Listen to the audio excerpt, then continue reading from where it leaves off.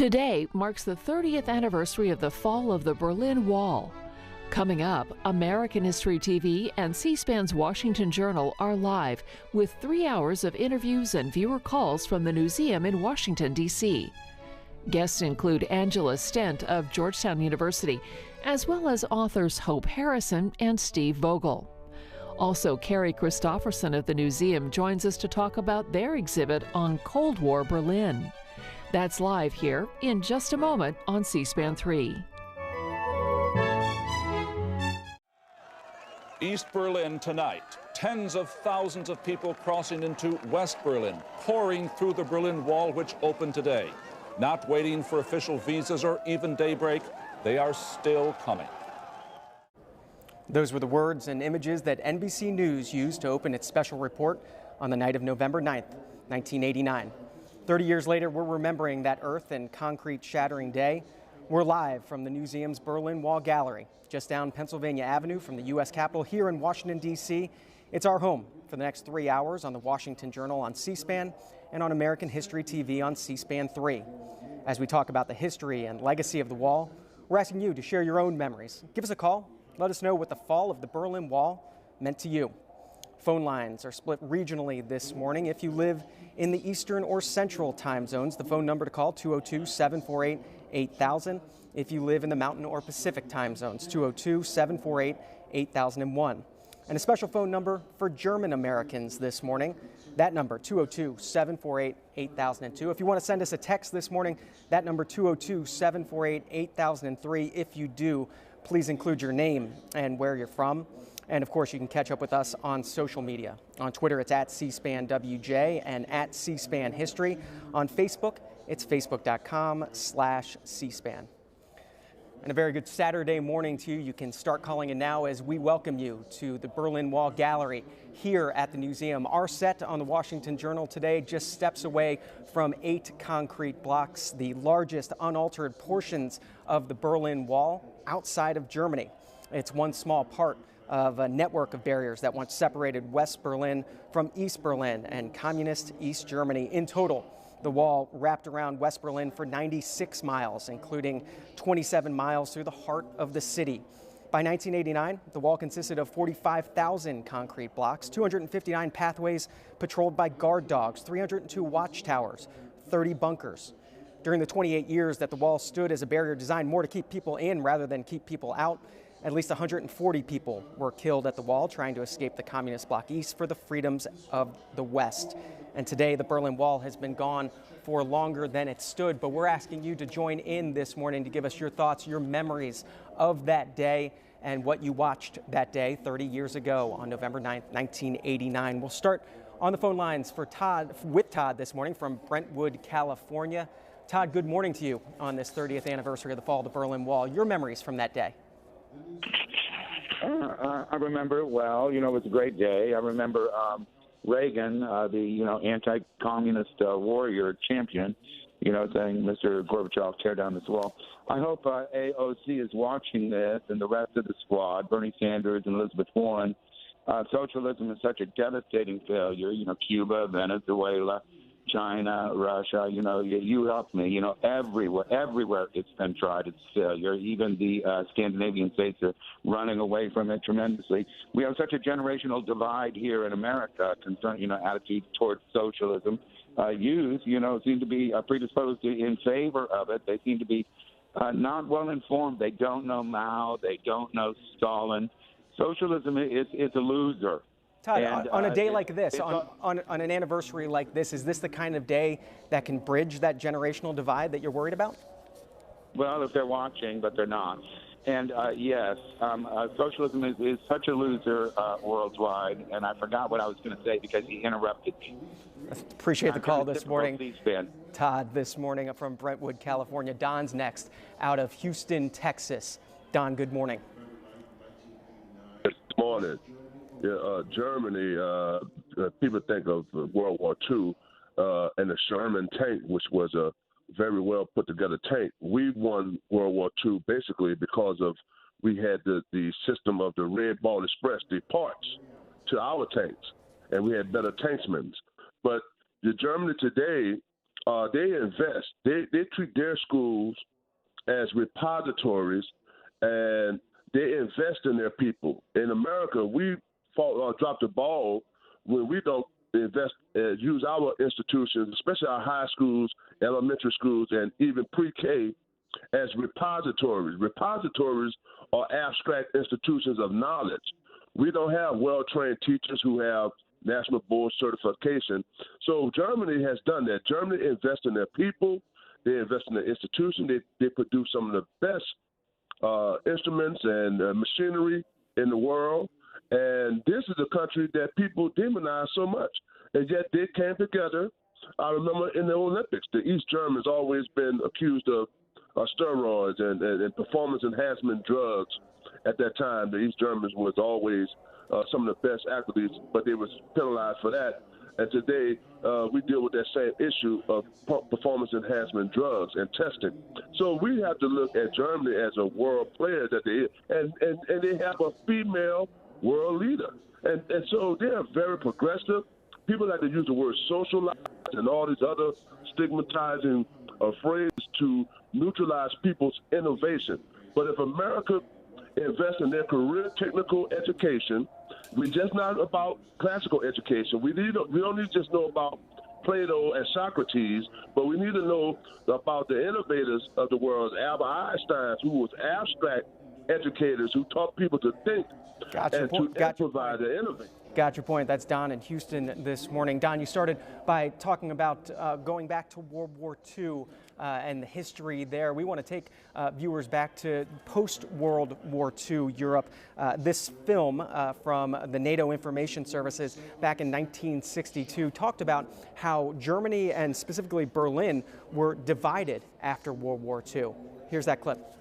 Until such time as Germany could reshape her own destiny, she would be divided into separate zones of occupation, each controlled by an allied power, American, British, French, Russian. Economically, she would be treated as a whole. This the victors had agreed when they had met to decide the future of Germany. Even then, some had reservations about mutual trust. But a world war just over, they had to trust one another, or else begin another war. For Berlin, it was to be each power with its sector, but a city open to all the powers until Berlin could again assume her role as the capital of a new German state.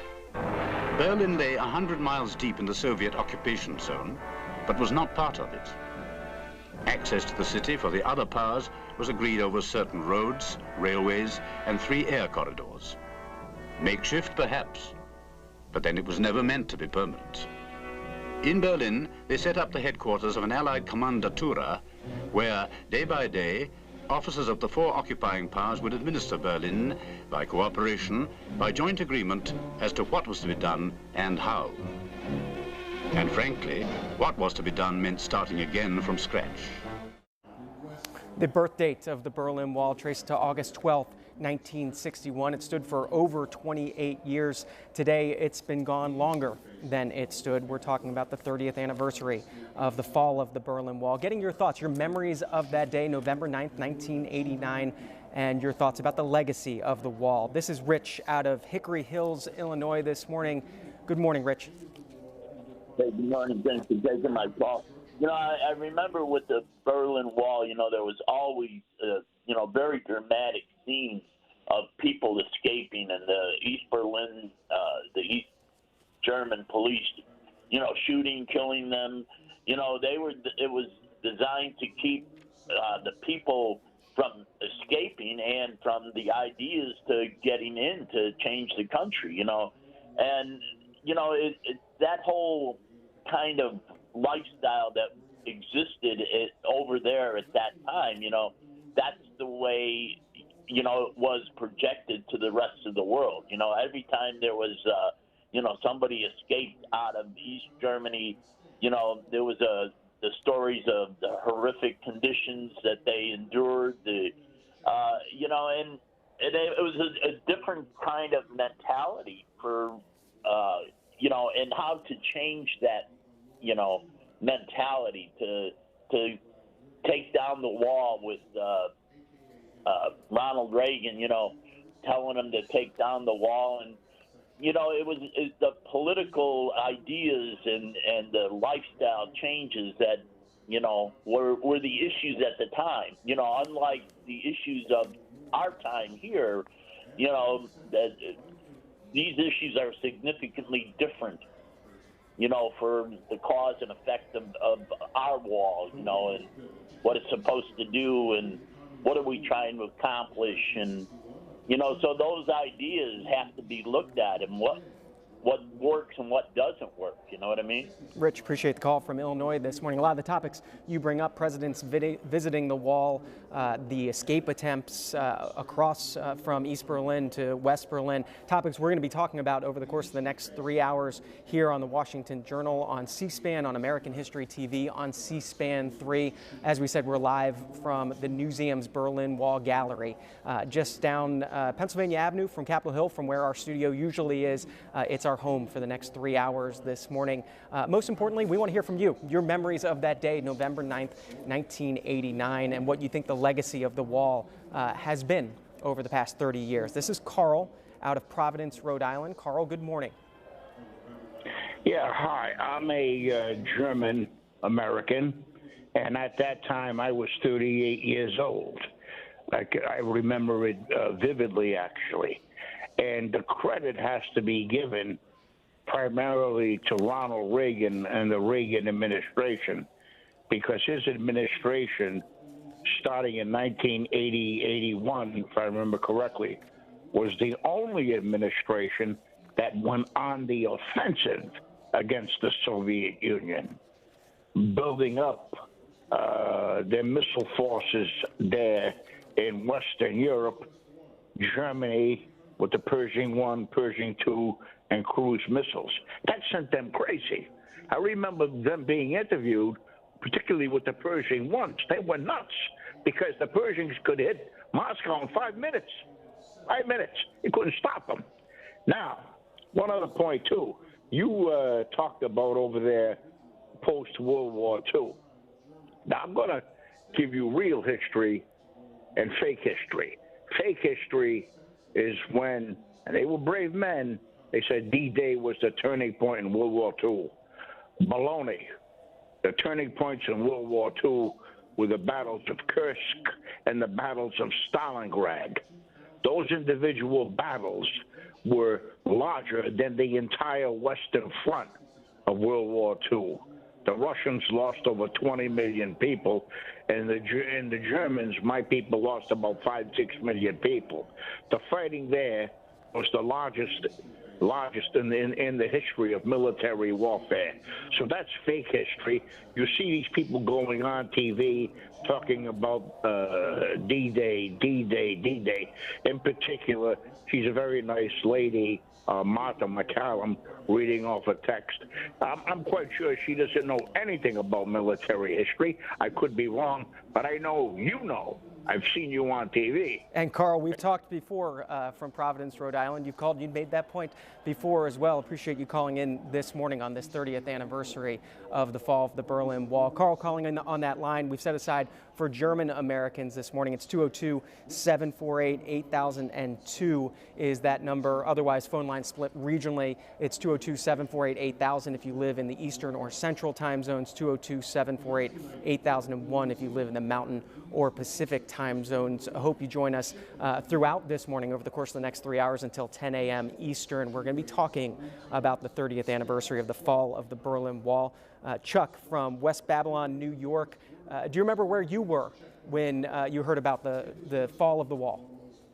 Well, I was actually watching it on TV at that time, but 2 years prior, I had actually taken a trip to Germany and Berlin, and I had visited East and West, and it was just such a stark difference between the two sides. It was very depressing going into the DDR and watching how they had to live over there under that rule. I was forced to change my money to DDR money, which was not exchangeable back to the currency. So you could see how they were struggling to survive back then just because they were pulling in any kind of tourism they could, forcing you to change the money. And then it was just such a solemn, sad place to be at that time. I think it was 1988 compared to West Berlin, which was such a bustling, hustling, beautiful city with all these sculptures and artwork and such freedom going on. So watching it actually come down a few years later, I have actually pictures of myself reaching up to the top of the wall, which, you know, I never expected 2 years later for that wall to come down. It was very emotional for me because actually after being there and seeing the differences in the way of life, it was really wonderful to see it actually come down and for there to be freedom once again. Chuck, talk about Berlin to be connected. Talk about reaching up to the top of the wall. Why you wanted to do that when you did that? There's so much history of people wanting to touch the wall and be at the wall, both when it was up and then to have pieces of it when it came down. Why did you want to do that when the wall was still up? You know, it was just very, it was very uncomprehendable of how something could just divide a nation in half, and just to be there, to look at it, to look up to it, and to try to reach up to it, to just say, oh, wow. This is incredible. This is crazy, you know. And then you'd see the memorials of the crosses of people who tried to escape and who were shot trying to get out, and then the areas that you couldn't even travel in because they still had landmines there. It was just mind blowing because it's nothing you see here in America. Chuck, thanks for the call this morning from New York. This is Walter out of Penrose, Colorado.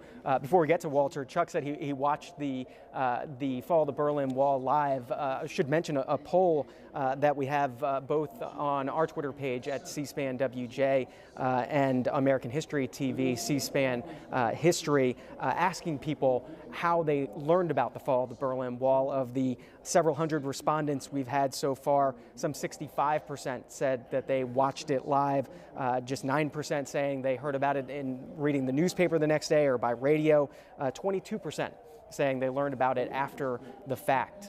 You can join in at C-SPAN WJ, at C-SPAN History. You can call us this morning. Plenty of ways to join the conversation. You can also send us a text. It's 202-748-8003. We'll look for those texts as well as we hear from Walter in Colorado. Walter, go ahead. Good morning.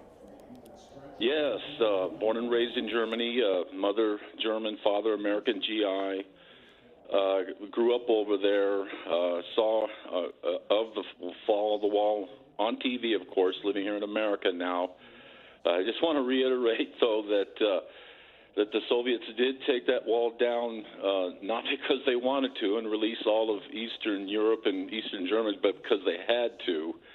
And for us not to forget that it was Ronald Reagan who actually pushed the issue to have all that stuff disbanded. So we still don't give enough credit. You can see on the TV right there the tanks pointing weapons at one another. So I just wanted to reiterate that.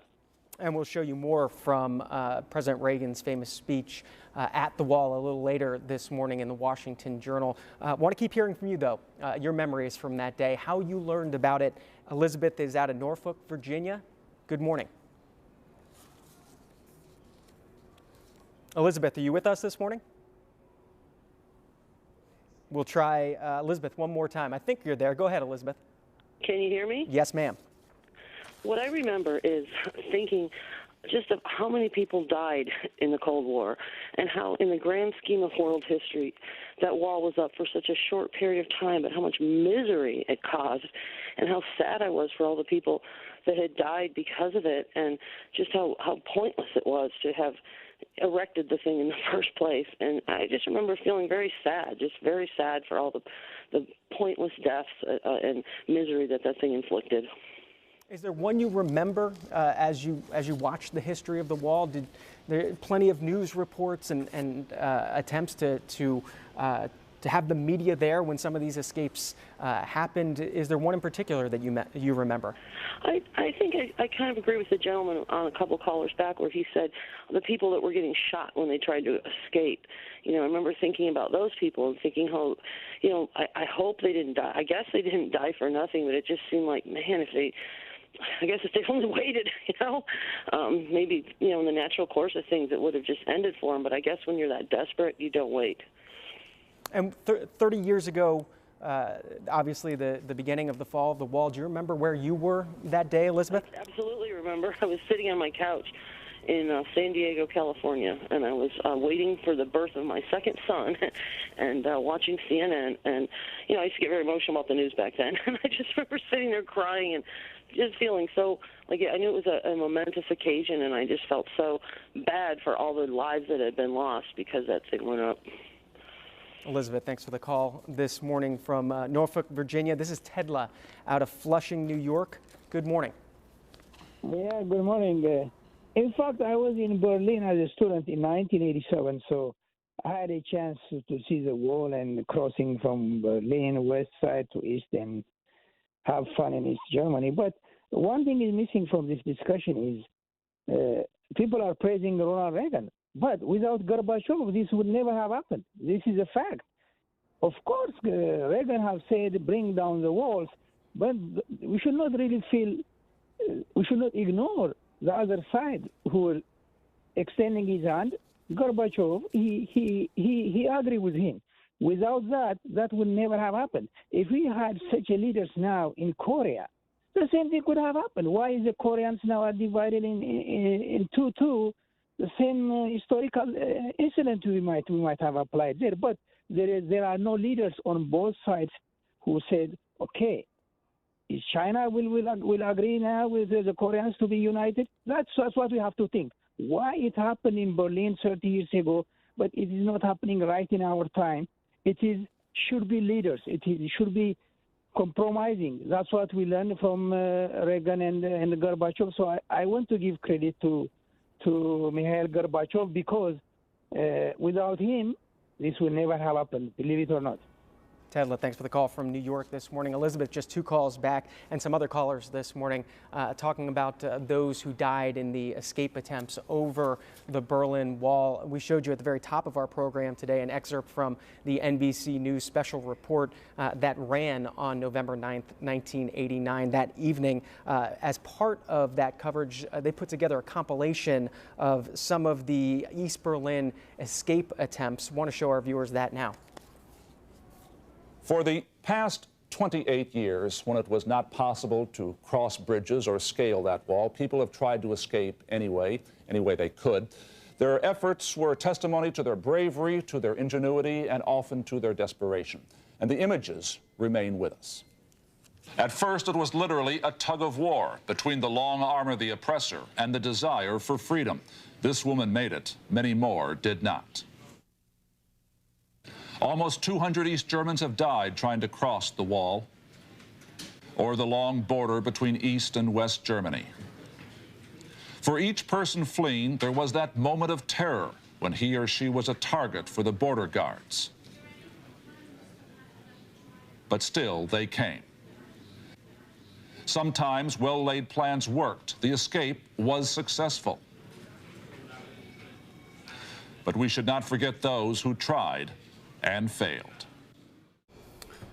That from the NBC News special report that aired 30 years ago today. It was the 11:30 broadcast that evening Eastern time, and this morning on the Washington Journal, we're live at the Newseum in their Berlin Wall gallery, taking your phone calls, getting your thoughts, your memories of that day 30 years ago. On phone lines split regionally, 202-748-8000 if you're in the Eastern or Central time zones, 202-748-8001 if you're in the Mountain or Pacific time zones, and it's 202-748-8002 for the special line we've set aside for German Americans on this day. And Tim is in Redlands, California. Has been waiting. Good morning. Hi. I consider the fall of the Berlin Wall the greatest single world event during my lifetime. I was 5 years old when the Berlin Wall went up, and I remember even at that very early age, it made a very profound impression on me. And I think that's why I developed such an intense hatred of communism. I thought, what kind of people would do this?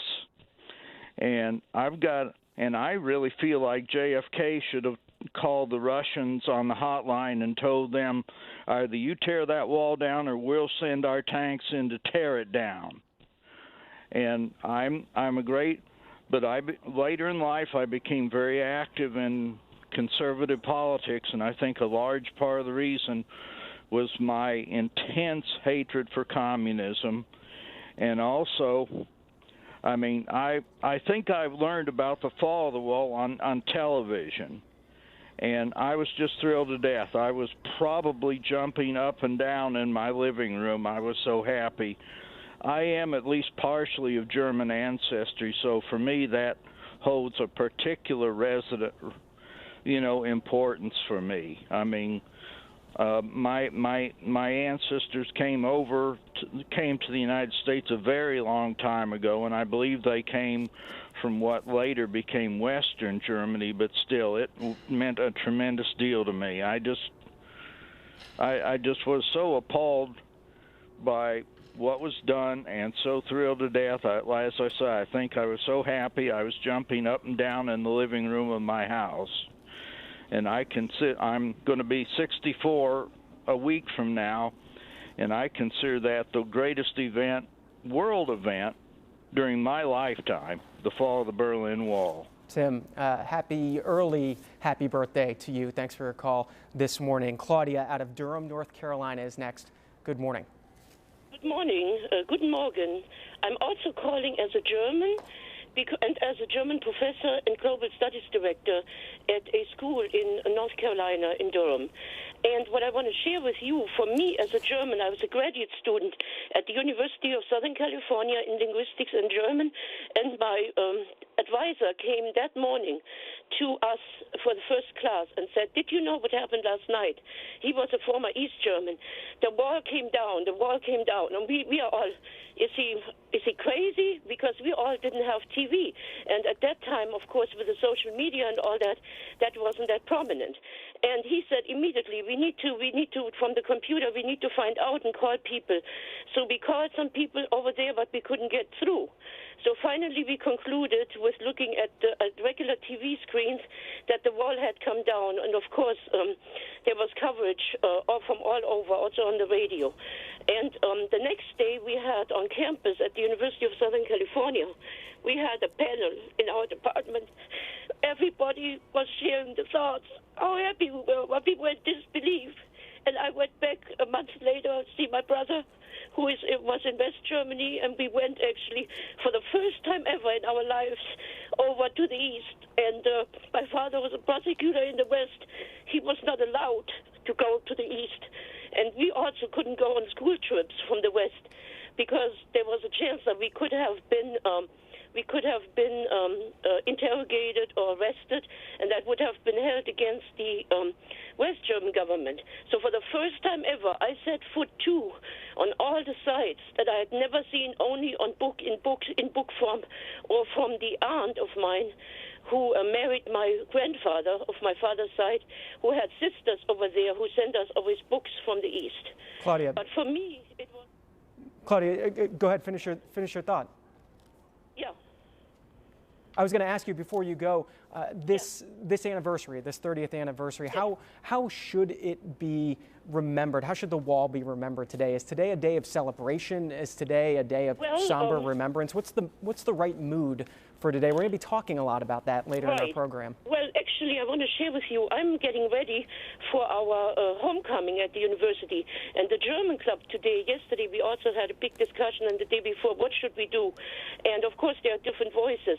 And we do not only want to commemorate the suffering that has happened, but also the people who came over here or to the West, as we speak, so to speak.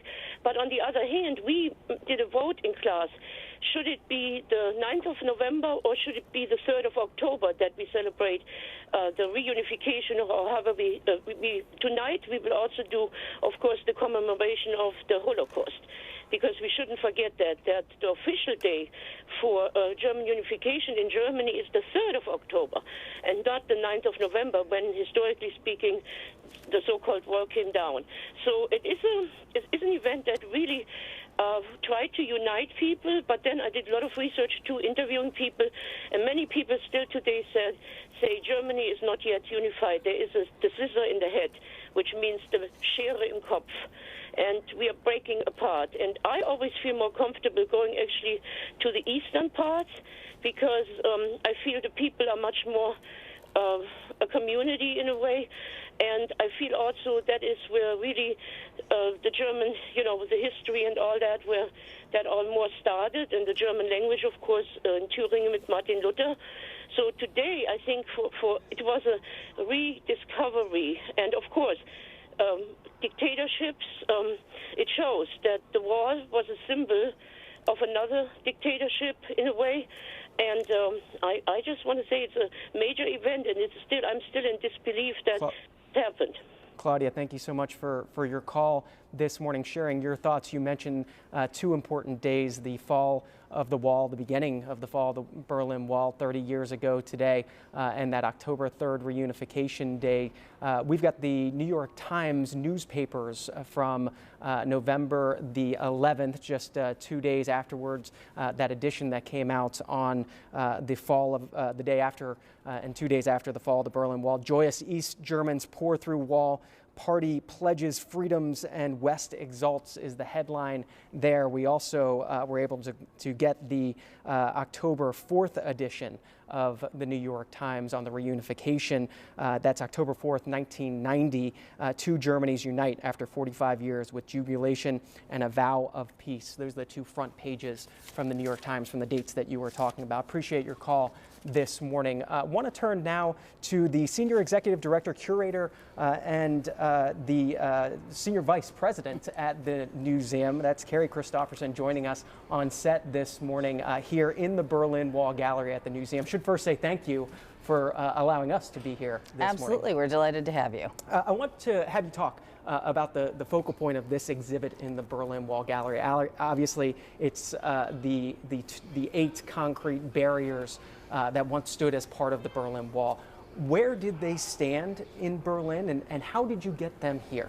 So the 8 pieces of the wall that we have on display came from places we're not 100% certain of. They weren't a run of pieces that were in place all together in Berlin. The big backdrop to those is a guard tower from near Checkpoint Charlie. So we know fairly precisely where it came from. And those things together with some other pieces in the gallery, a tank barrier and a replica sector sign, sort of bring together our finite interpretation of a slice of what the wall and its supporting materials looked like at the time that the wall was up. The western side of the wall, as viewers have been seeing this morning as we've been showing it, that side that has a lot of the graffiti on it. Can you talk a little bit about that graffiti? Have you ever been able to find out who actually created that graffiti? Sure. So as you're saying, the western side of the wall, which was still inside what was technically the border of East Berlin at the time. So anybody who went and painted, any of the graffiti artists who went while the wall was still standing and so forth, they were on East German soil and were sort of in danger themselves and there to make a point about the difference between freedom and oppression, right? So we know some of the artists who provided the graffiti that's on the pieces that we're exhibiting. Indiano and Terry Noir are two of the artists. They're fairly well-known graffiti artists. They did a lot of work at and on the Berlin Wall during the time it was in place. And the rest of the exhibits, obviously the wall, the focal point, and the tower as well. What else, if people come here to the museum, what else will they be seeing when they walk through the Berlin Wall Gallery? So obviously you approach the wall and you see the western side and it's vibrant and it's sort of everybody's mind's eye image of what the Berlin Wall was like. But the minute you take a turn sort of deeper into the gallery and around the the wall, you get the sort of stark reality of what East Berlin was like. The back of the wall is plain. There's a few markings on it here that are more about identification after the fact than anything that would have been on it at the time when people were living in East Berlin rather than a reunified Germany. So that sort of makes that immediate contrast for people between freedom and oppression, and that's really the uber theme of this gallery, that and the idea that the news could not be contained by a wall. The wall went up in 1961, an effort as much as anything to keep people in East Berlin, and it worked on that front for a while, obviously, about 28 years, right? But it didn't keep news from passing through, over, across the wall. You'll learn stories in the gallery about how people could obviously get radio across from both sides. Rias at the time was sort of a well-known and most trusted radio source from the West that you could hear in the East. Radio in the American sector is what Rias, those letters, stand for.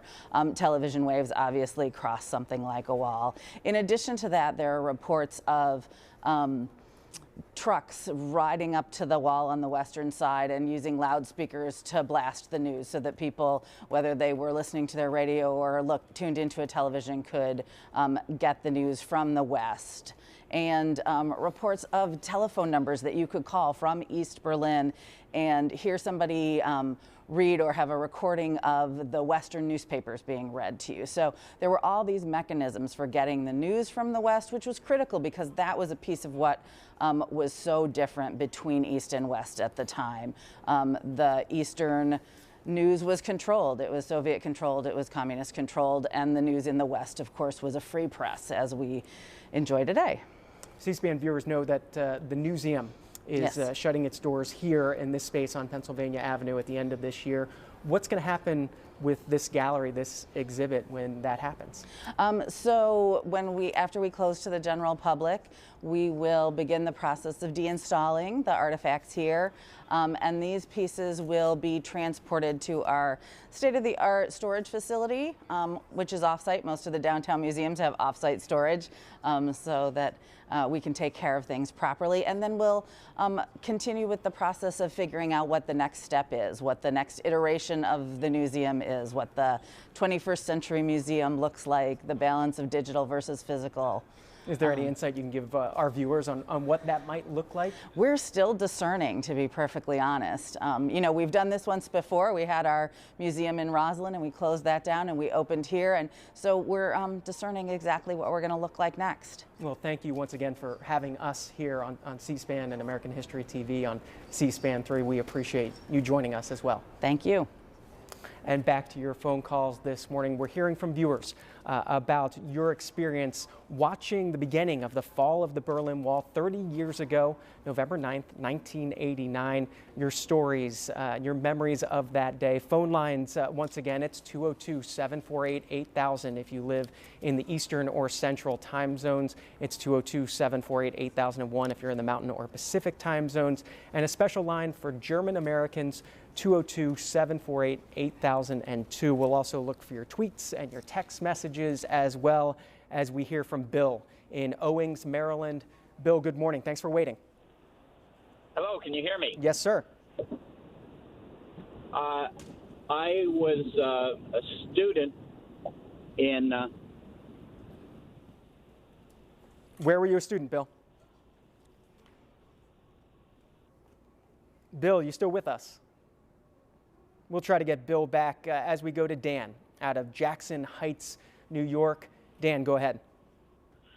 I was born in a communist country. I was a refugee from a communist country.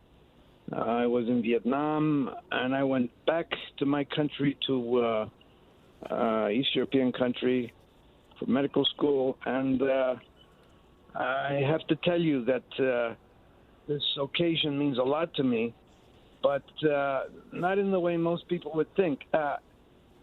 The thing about the communist system is that it was so corrupt, so based on violence. It was like a big mafia operation. and with the Russians, of course, on top. And breaking down that wall didn't change much of anything because Eastern Europe is still extremely corrupt. Power still speaks louder than principle. If you compare West Germans and East Germans, they still have very negative feelings towards each other. And ironically, Europeans have gotten like Americans, no sense of history at all. We don't realize how that happened, why it happened. We're not discussing it. Students in school have no idea what today is. And it's really tragic because a lot of young people had their lives cut short fighting this Cold War. It wasn't like World War II, one big push and victory. This was a slow process, and now if you go to Eastern Europe, you're seeing a lot of what happened then still affecting what's happening now. And I think it's really sad that everybody thinks that there was a liberation going on, because Eastern Europe is as much entrapped now in the past as ever. East Germans are much entrapped in the past as ever because they're not treated as well as West Germans, and their opportunities are not the same. So I think... Why is that, Dan? Why aren't the opportunities the same? Because there's a certain backwardness that was imposed by the system with leaders who are themselves personally, educationally, and so on backward. The only thing they're good at is killing other people.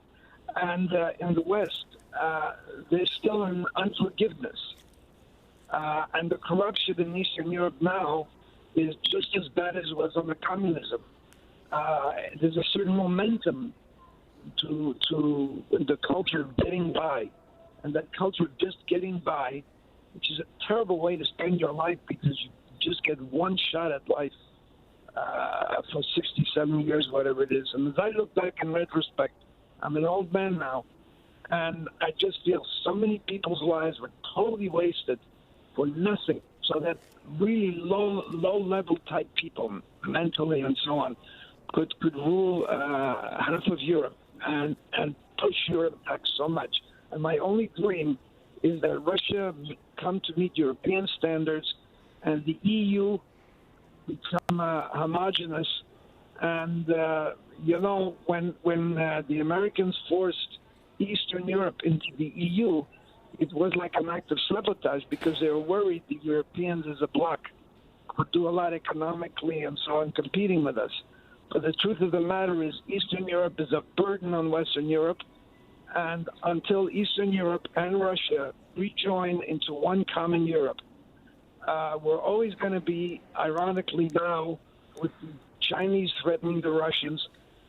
And all these are the inevitable consequences of the way we pretended that the wall is down and everything's okay. That's Dan in New York this morning. John is out of Ferrum, Virginia. John, you're next. Go ahead. Hi, yes, sir. Thank you. How are you? I'm doing well. Go ahead. Okay. See, I'm 31 years old, and the previous caller, he'd spoken about the lack of education people receive on the subject. And for me, I never was taught anything in school here in public schools in Virginia. And so for me, observing the situation on television and recognizing that the division of the state in this case makes it complicated because that it's representative that. Are you still there? Yes, sir. Okay, thank you. No, it's really sad and it's really scary though how the divisiveness between that. I mean, you don't see that sort of stuff here where I live in Virginia, like the conflict and the competition, and it's just really shocking, and like you don't see this sort of stuff when you're young, like for me in school. So it's really scary. So anyway, I appreciate you taking my call. So, John, thanks for the call from Virginia this morning. A few texts from viewers as we've been having this conversation since the start of our program. This first one from Lawrence in St. Paul, Minnesota. The text, in Germany, a few months after the fall of the wall, what I recall was discussion on when exposed to the West, how angry former East Germans were over the lies and deceit by their former government. And this text is as well from Bill in Torrington, Connecticut. My father was a prisoner of war in Germany. My plays now translate and are performed there. History can move forward without violence. It was the nonviolence and joy of the moment that was awesome. And Bill also sending a text with a picture from the French sector in Berlin, dated in 1964. You can see what appears to be that first iteration of the Berlin Wall in that picture of the French sector. The Berlin Wall obviously took on several different iterations before it became the 12-foot high concrete barriers that are here at the Newseum, that wall that came down, began to come down that night on November 9th in 1989. Robert's next out of Tuscaloosa, Alabama. Robert, thanks for waiting.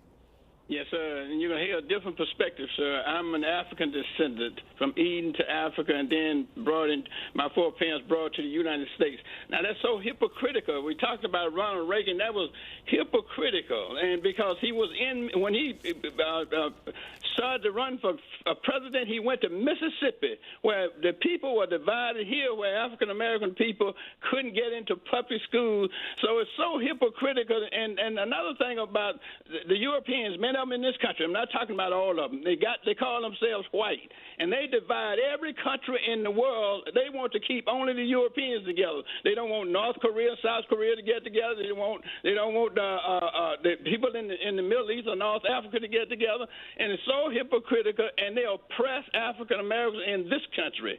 And so I hear all Caucasian or white people calling in, and they have a different perspective on it from African Americans who are older, particularly so one who is older than I am, 80-some years old and up. The young ones don't know anything about it because they don't teach history in the school, true history. They teach false history. So so many of these people who are talking today in the United States, they call themselves white. I'm not talking about all of them, but they're so hypocritical, and they divide African Americans in this country. What they do is they'll put one or two Uncle Toms or Aunt Jemimas with them, close to them, and those look back down on the African. Got your point. That's Robert in Alabama this morning. Bernadine is in Cape Nettic, Maine. Good morning. Do you remember November the 9th, 1989? Yes, I was a teacher. I worked for the Department of Defense, and I was stationed in Germany. And I have a piece of the wall in my china cabinet here in Maine. I was also a child in Germany after World War II, and I met people who had survived the Holocaust, and so there's a lot of history here, and it means a great deal.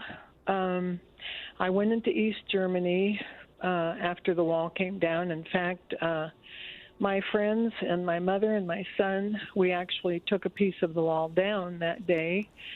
But we went into this East German restaurant, and the owner came up to us, and he knelt down in front of me and kissed my hand, and he said, "You are the first Americans to come into my restaurant." And he was just so pleased.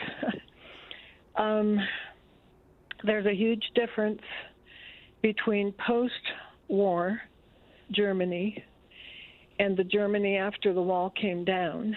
I entertained, exchange students. I had one boy from East Germany and another from West Germany in my home.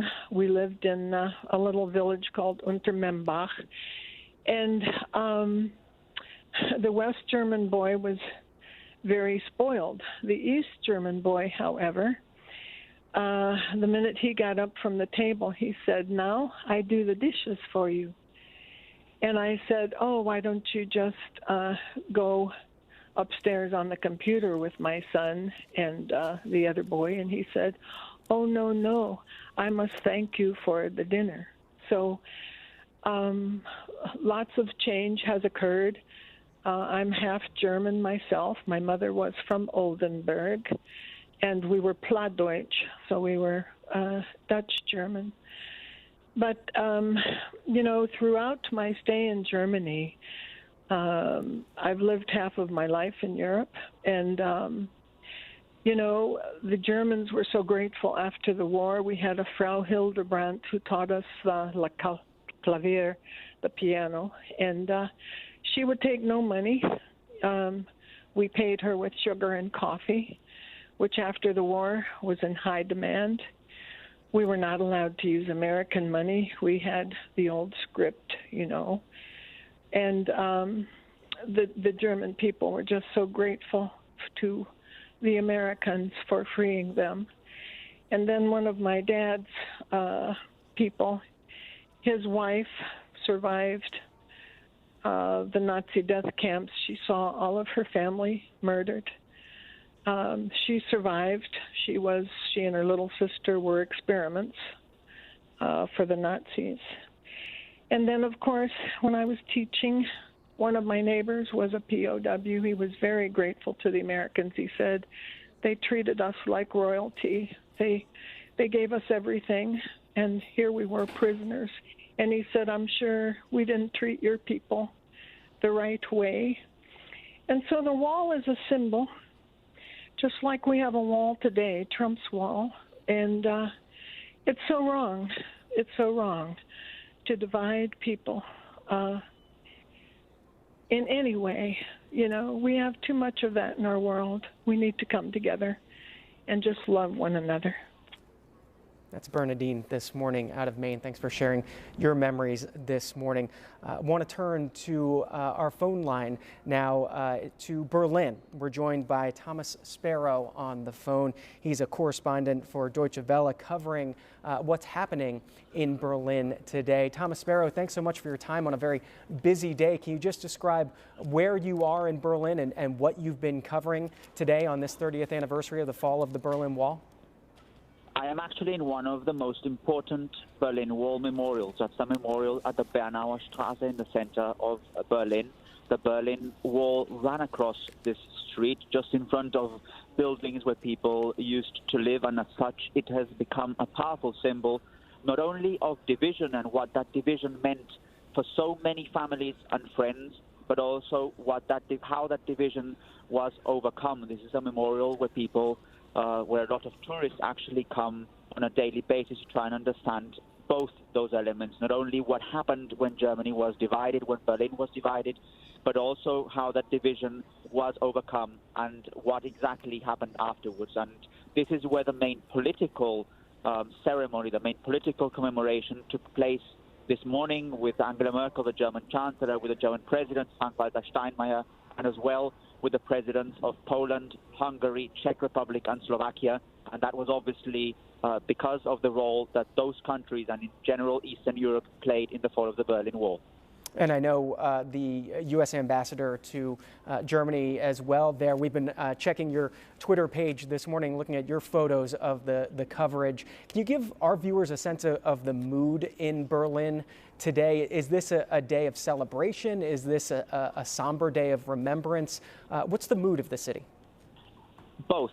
When the organizers actually planned the events, not only today but this week, they planned it as a festival on the one hand, in other words, as a sign of celebration of the fact that the Wall of Berlin, the Berlin Wall, had been destroyed and had fallen actually 3 decades ago. So on the one hand, it is certainly a day where Germans are celebrating, but at the same time, the organizers had clearly stated that they wanted this to be an event where Germans could also remember and could also discuss. So two other big words that have been very important in the last few weeks, and also in particular today, not only because Germans have been remembering their personal experiences, what the wall and what the fall of the wall meant for them, but also what that means today, what lessons can be drawn from the Berlin Wall and from its fall for what not only Germany but other countries are experiencing today. As a journalist working in Berlin today, what do you think those lessons are? You're working in a place in parts of the city where there wasn't a free press as of 30 years and a day ago. I was actually walking along this memorial earlier this week producing the piece, and one of the things that you can learn when you walk along Bernauer Straße is that East German authorities, for a very long time, in fact for the 28 years that the Berlin Wall lasted, they were trying to make it stronger and more impenetrable every single time. And every single time they realized that they were not able to make it completely impenetrable, that people were able in many different ways, although in many cases risking their own lives, leaving everything behind, but they were still able, many of them, to jump or to go to the West. And as such, one of the lessons that people have been able to draw here is that walls do not necessarily achieve what they are intended to achieve. When people are fighting for their freedom, when people want more democracy, when people want to make sure that they can live in a free world, then there is no wall that can actually stop them for a very long time. I think that's one of the big conclusions that can be drawn here in Bernauer Straße in particular, but also all across Berlin on a day like today. And Thomas Sparrow, before we let you get back to work, again, a very busy day. We appreciate your time. A couple of our callers already this morning have noted that the divisions between East and West still exist in Germany today. Can you speak to that? How stark are those divisions?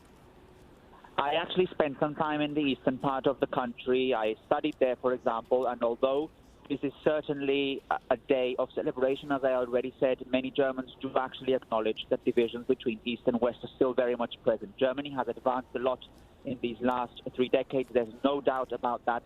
But at the same time, some of those divisions are becoming evident. Those divisions are on the one hand real. For example, salaries, that's an absolutely evident case that Eastern Germans tend to earn less than Western Germans, or political representation. Eastern Germans tend to be less represented politically than Western Germans in various levels of government, but those divisions are also perceived, a perceived difference, and you can clearly see that when you're in Eastern Germany, where people tell you that they feel as if they were second-class citizens, that many of them feel left behind, that they feel that they're not politically represented in a way that they believe they should.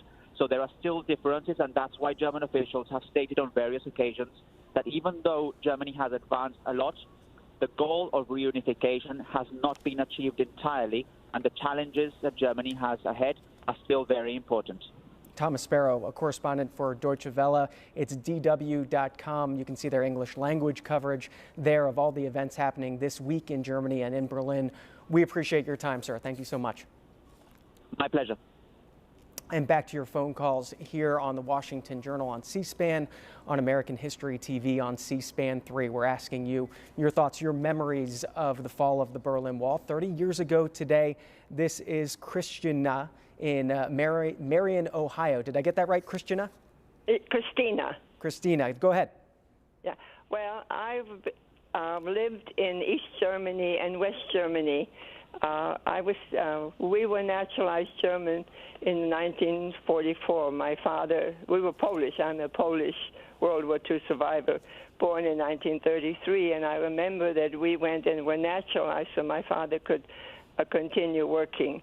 And then I was separated, and I was in a hospital in 1944, and I was taken across the border because the Russians were moving in and the Germans were evacuating the hospital. So they just put me on the train, and I ended up in Warrenmüritz, Mecklenburg, in Germany, without parents. I was about 10 years of age, about 12, and a lot of things have happened since then. And I lived in East Germany, in Torgelow, for 5 years, and then in 1950 I escaped from behind the Iron Curtain into West Germany. And I notice here I have a letter from Berlin. I was supposed to show up and get my papers so that I could go back to Poland, and I did not want to go back to Poland. And then when I escaped, I ended up with a very nice family for about a year. And so, how did you escape? Can you talk about that? Well, I crossed the border. I was held. I was 17 years of age, and I was helped by a lady that had crossed the border many times. And she told me how to, well, first of all, they snuck me out of the village in Torgelow, and I've been there since then and visited with the people, but the lady that helped me, that they snuck me out in the wagon towards a train, and they let with the train that I was supposed to board. And they let me out into a little forest area, and I walked the rest of the way to the train, and she told me not to make any contact with any Russians and with any police or anything on the train. I became acquainted with a lady that was going to escape also. We got off at the destination where the train just stopped, and we had to get off, and she and I then walked up the street, and we saw some women being escorted back to the train, and behind them were about 2 Russians, and the women whispered to us, "Please get into the cafe." They said to get out, you know, we shouldn't be walking because the Russians would catch us. So we walked in there, and we were assisted by the gentleman that was running the cafe. He said, "What are you doing here?" We tried to tell them that we were visiting people in the village, and he didn't quite believe us. He said, "You probably want to escape." So he said, there is a tall young man going to come in one door, and you look him over real good. He'll walk out the other door, and you follow him if you want to escape from behind the Iron Curtain. And so he led us to this young man. We followed for, I don't know, quite a while. And then we came to a brook, or a fluss, which is a little, you know what I mean, I can't think of it right now. And he said, "I will carry you across." He said, "But I need payment." And she and I had some money. The lady that helped me to do this, she had given me some money to give whoever was going to help me cross the border. Christina, thank you for telling your story. We only have less than a minute left. I want to get your thoughts, though, in about 30 seconds or so, what your thoughts are on this day, this 30th anniversary after seeing the fall of the Berlin Wall. Well, I was just so happy for the German people, the way they live. But I did also see quite a difference between East and West Germany at the time. And I was in Germany right before the wall. But I was very happy for the people, and I think that Lech had something to do with, you know, the Polish people had something to do with bringing down the wall. And I'm still happy for them. I'm still corresponding with the people that I live with, and I think very highly. But have to remember, I'm Polish. I was naturalized German for just a short time. But everyone there treated me well. That's the reason I'm in the United States.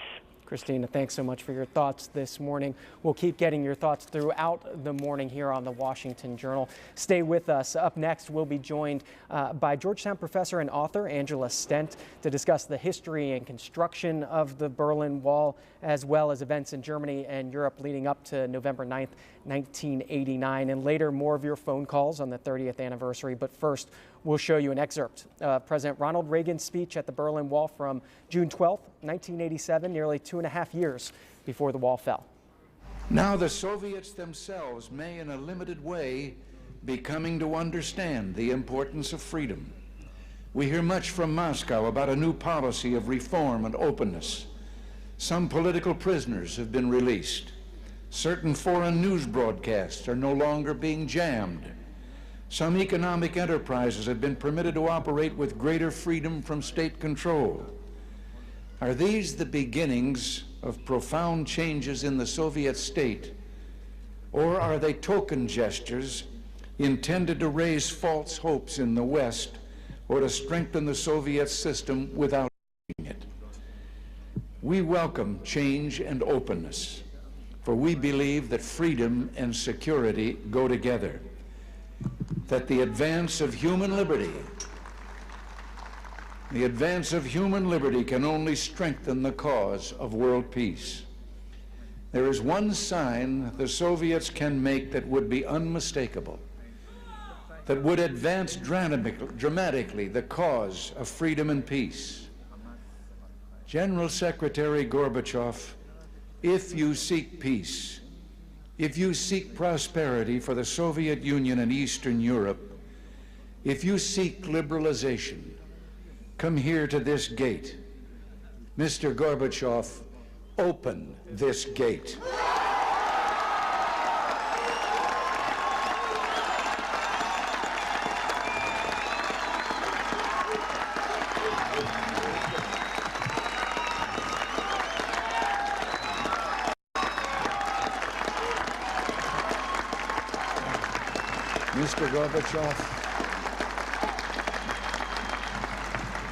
Mr. Gorbachev, tear down this wall.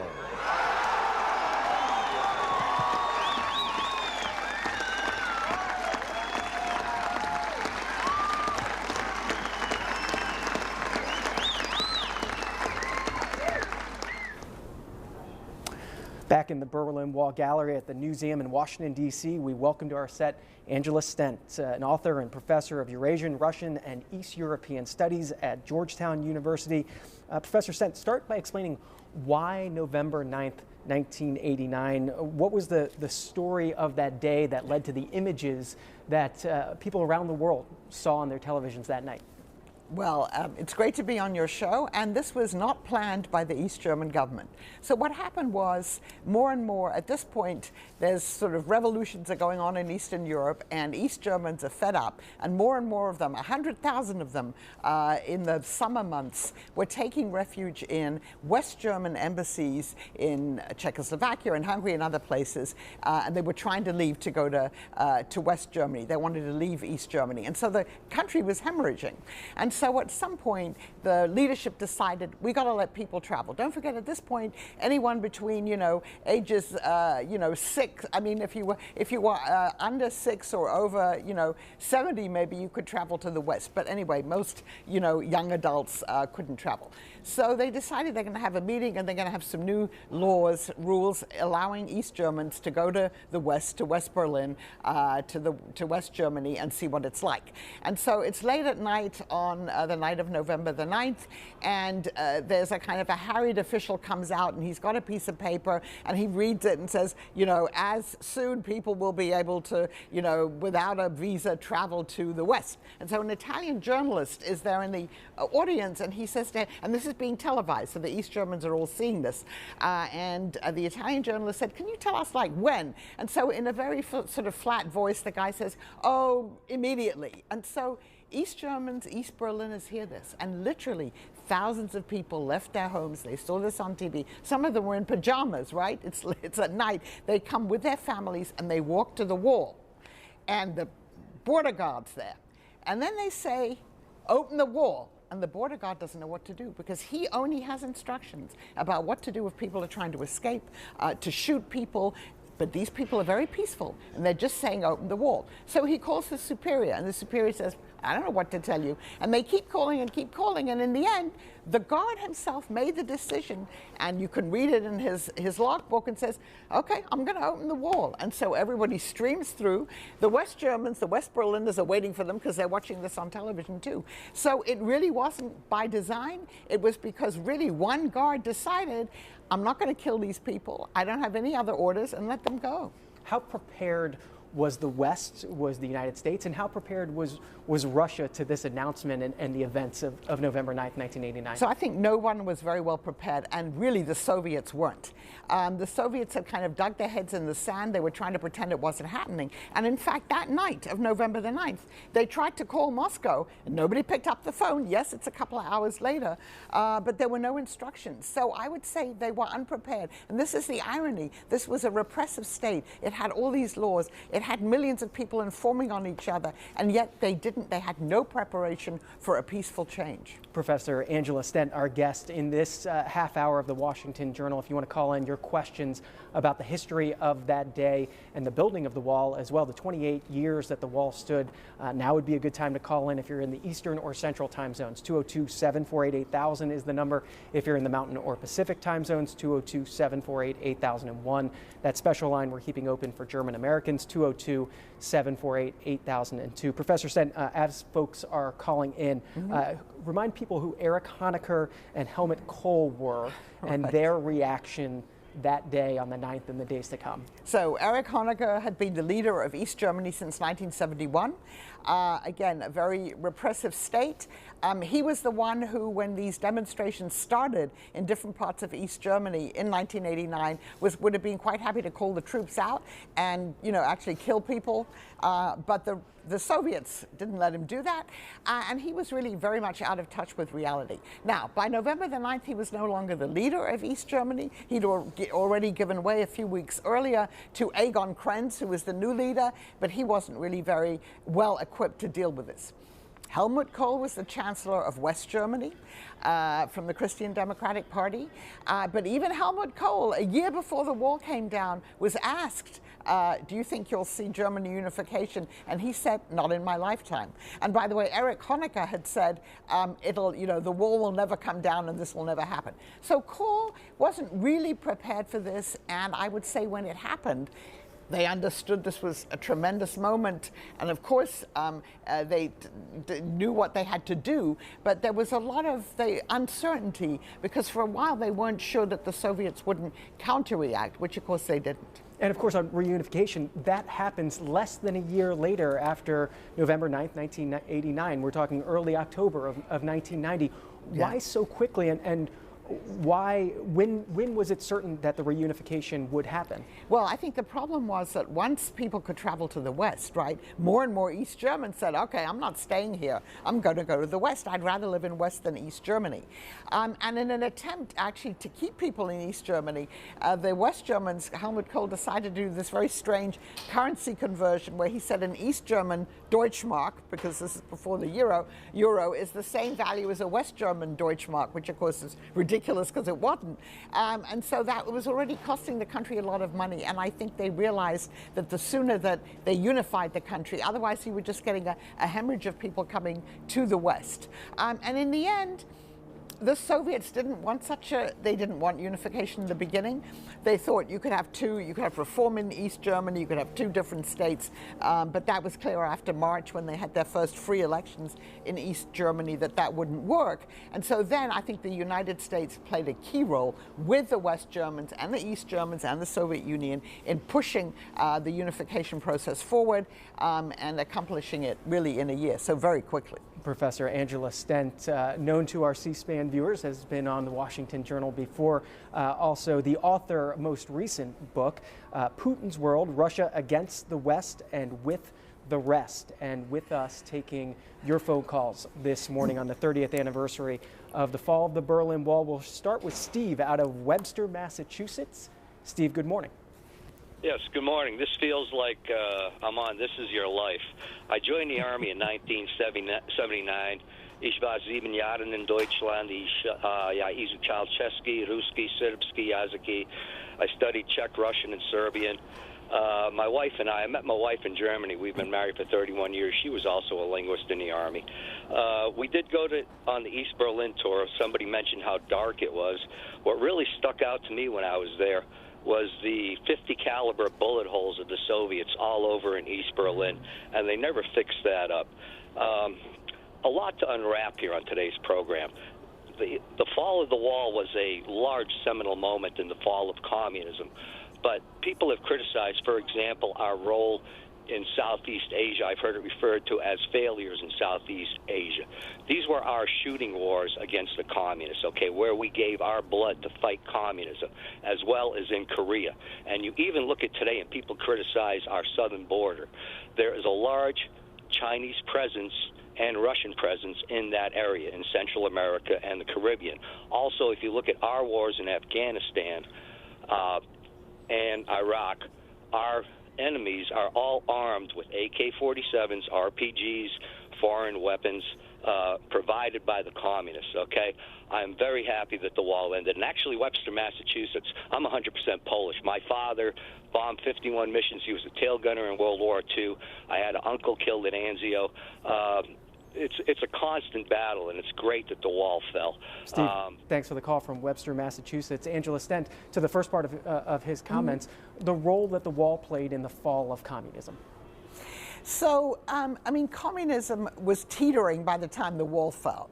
It first started in Poland, I'll call as a Polish American, with a peaceful transition. The Poles managed to make during 1989, by August of 1989, they had a non-communist government.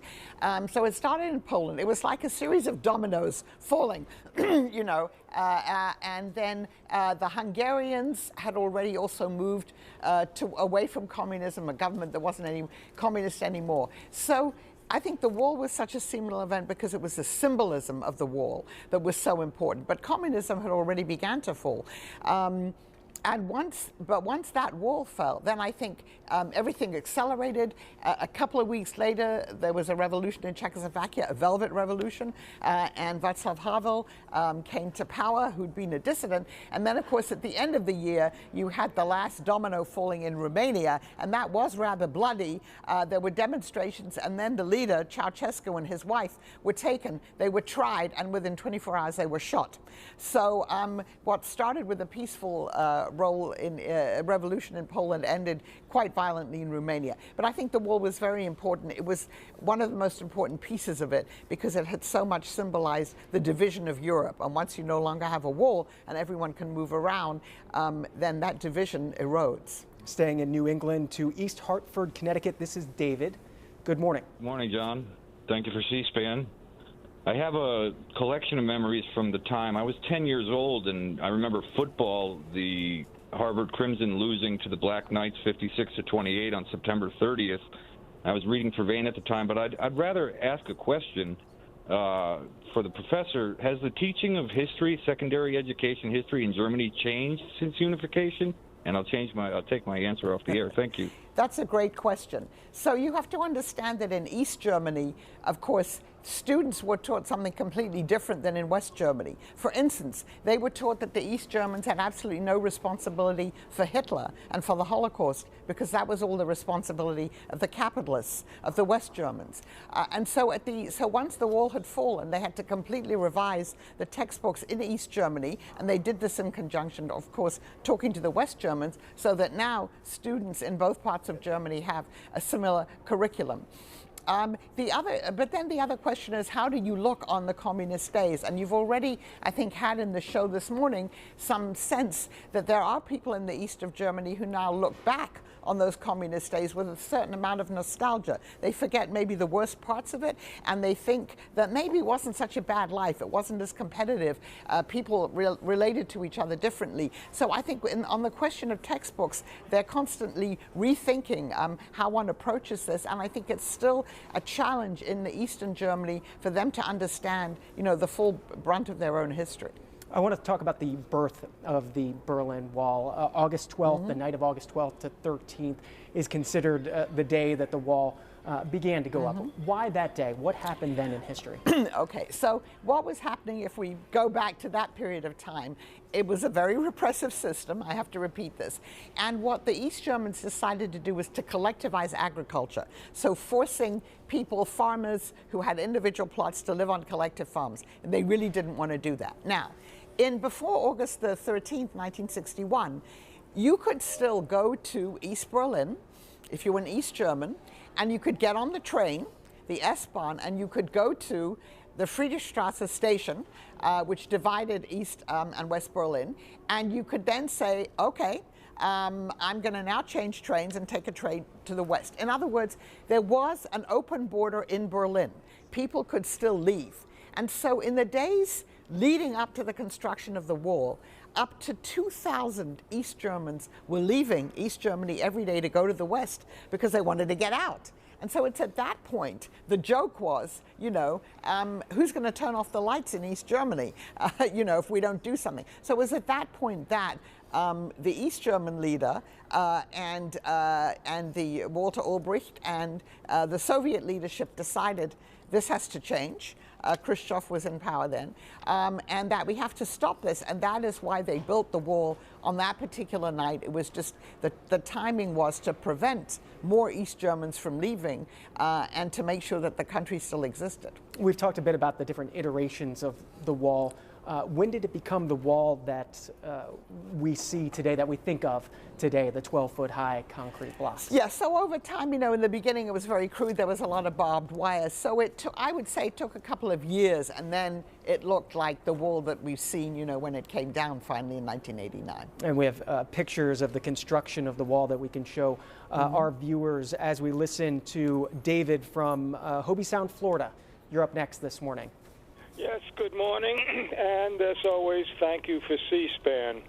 I remember the wall going up in 1961 under Kennedy, and of course, everyone in the West was very sad to see that, but persistence paid. And in 1991, 90, 89, God, the wall came down, and we persisted. President Kennedy went in front of the wall and made his famous Ich bin ein Berliner speech, and then you showed President Reagan going in front of the wall and calling for its being torn down. And as an American, I am very proud of that. And believe it or not, as a Jew, I'm very proud of that, that this persisted. And thank God for our government staying the course and fighting the Cold War and bringing it down. David, thanks for the call. Before Angela Stent talks about it, I want to show President Kennedy. This is from June 26, 1963. There are some who say that communism is the wave of the future. Let them come to Berlin.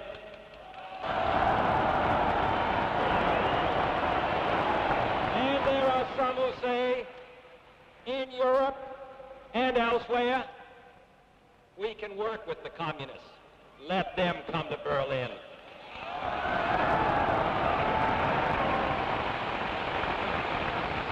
And there are even a few who say that it's true that communism is an evil system, but it permits us to make economic progress. Lass sie nach Berlin kommen. Let them come. All free men, wherever they may live, are citizens of Berlin. And therefore, as a free man, I take pride in the words, Ich bin ein Berliner.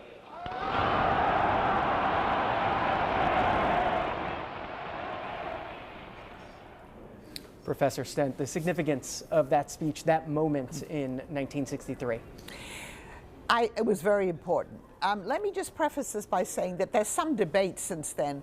Did the United States, how much forewarning did they have that the wall was going up? And could we have done something to prevent it? So there's still people around who say, well, maybe the U.S. could have prevented this. Obviously, we couldn't, you know, we would not have done something because, you know, we probably thought that would have led to a conflict, a war with the Soviet Union. So it was very important for President Kennedy to go to West Berlin, to stand there with the mayor, Willy Brandt, and to show American support for the people in Berlin, for the people in West Berlin. I mean, in the late 1940s, the Soviet Union had tried to starve out West Berlin, and the U.S., we had a Berlin airlift, and we'd saved people. So I think it was very important to show the solidarity and U.S. support, and U.S. support for West Germany and for German unification was consistent, you know, throughout the decades, and we were obviously very important in helping facilitate the reunification of Germany. You mentioned the Berlin airlift. I just want you to dig into that for a little bit. So just to explain to our viewers that the Soviets tried to starve out West Berlin. What they really wanted was to take over West Berlin. For them, you know, Germany hadn't been divided into two states yet. We're talking about 1947, 1948. But you had this, you know, you had the presence of American and British and French troops in West Berlin, and the Soviets tried to starve out West Berlin. They tried to cut the lines of communication. And so what the United States did was to begin an airlift. We flew our planes and we literally dropped food and other supplies. You can see photos of German children rushing and getting, you know, chewing gum, and I think cigarettes we did too, but also food, supplies for the West Berliners. And so that we broke the Soviet blockade, and that was a turning point because it meant that we were a presence in West Berlin until unification. I'm talking with Professor Angela Stent of Georgetown University and taking your phone calls this morning. Wes is next out of Spartanburg, South Carolina. Wes, good morning. Great to be on C-SPAN. This program is really awesome. Upstate, I just want to make a comment about maybe the flavor of it. I'm from the upstate of South Carolina. There's a lot of German manufacturing here, especially textiles, and of course BMW's up here too. But there were three large sections of the wall. I think it was Metzger that had put right on the interstate between Greenville and Spartanburg, South Carolina. And I remember that time too. Ms. Metzger, I've loved this program. I love what you said about education. Is there a book you could recommend that people read about this time that kind of captures the flavor? Or if you've written a book, what would be a good book you would say that we should, or you think would, you know, give some of the flavor of the things you know about this conflict at this time? And Professor Stent's written a few books in her day. Well, first of all, I myself have written a book called Russia and Germany Reborn, Unification, the Soviet Collapse, and the New Europe. So that goes into all of the details, how the wall came up and how the wall came down and what the Soviets and the U.S. and all of the other countries did. I think you're going to have another guest on soon, Professor Hope Harrison, and she's just written a new book about the fall of the wall. Which kind of you to preview Hope Harrison. Right, exactly. So, I mean, you're going to, and I think her book, I haven't read it yet, but I'm sure that that's a very good book too. And talk a little bit about your latest book, Putin's World. So my latest book, I'm asking the question, and of course, you know, the fall of the wall comes into this too. You know, how has Putin's Russia, right, with rather limited resources, you know, a GDP the size of that of Italy, declining population, etc., how is it able to reassert itself on the world stage? And where, even though the relations with the West are bad, relations with most of the rest of the world, China, etc., India, are much better, and we see Russia back in the Middle East now. But I do have a section also on the relationship with Germany. And so I think it's very interesting to remember that Mr. Putin, of course, got his start in life as a mid-level KGB officer in East Germany, in Dresden, and Chancellor Merkel, of course, grew up in East Germany, the daughter of a pastor. But for Putin, East Germany, the fall of the wall was really key, and I go into this in my book. He was in Dresden at the time when the wall fell, and after it fell, the mob, the East Germans in Dresden, came to the building where the Soviet KGB was co-headquartered with the East German secret police, and they demanded to see files. And Putin, in an autobiographical essay that was published when he became president in 2000, describes how they stayed up all night feeding all the files into the furnace, and the furnace exploded, and it was quite a frightening experience for all of them there because they didn't know what was going to happen. And Putin too called Moscow and said, what should I do about this? And as he said, nobody picked up the phone, nobody answered. So if you want to understand Vladimir Putin and his attitude towards many things in life, I think going back to when the wall fell and what happened in Dresden, which was a provincial city in East Germany, is quite important. I know we have a picture of in Berlin, not Dresden, of the people of East Berlin going to the Stasi offices and breaking into those offices and wanting to see their files that were kept there. Can you talk a little bit about the trials afterwards, the so-called Stasi trials? Right. So, I mean, in the end, a lot of people did see their files. Then, of course, it turned out that there were a lot of people, first of all, West Germans who'd actually been working for the East Germans, but particularly in East Germany, what was particularly painful was when people started to find out that their loved ones, members of their family, had been informing on them. There was one famous East German writer, and it turned out that her husband was informing to the secret police.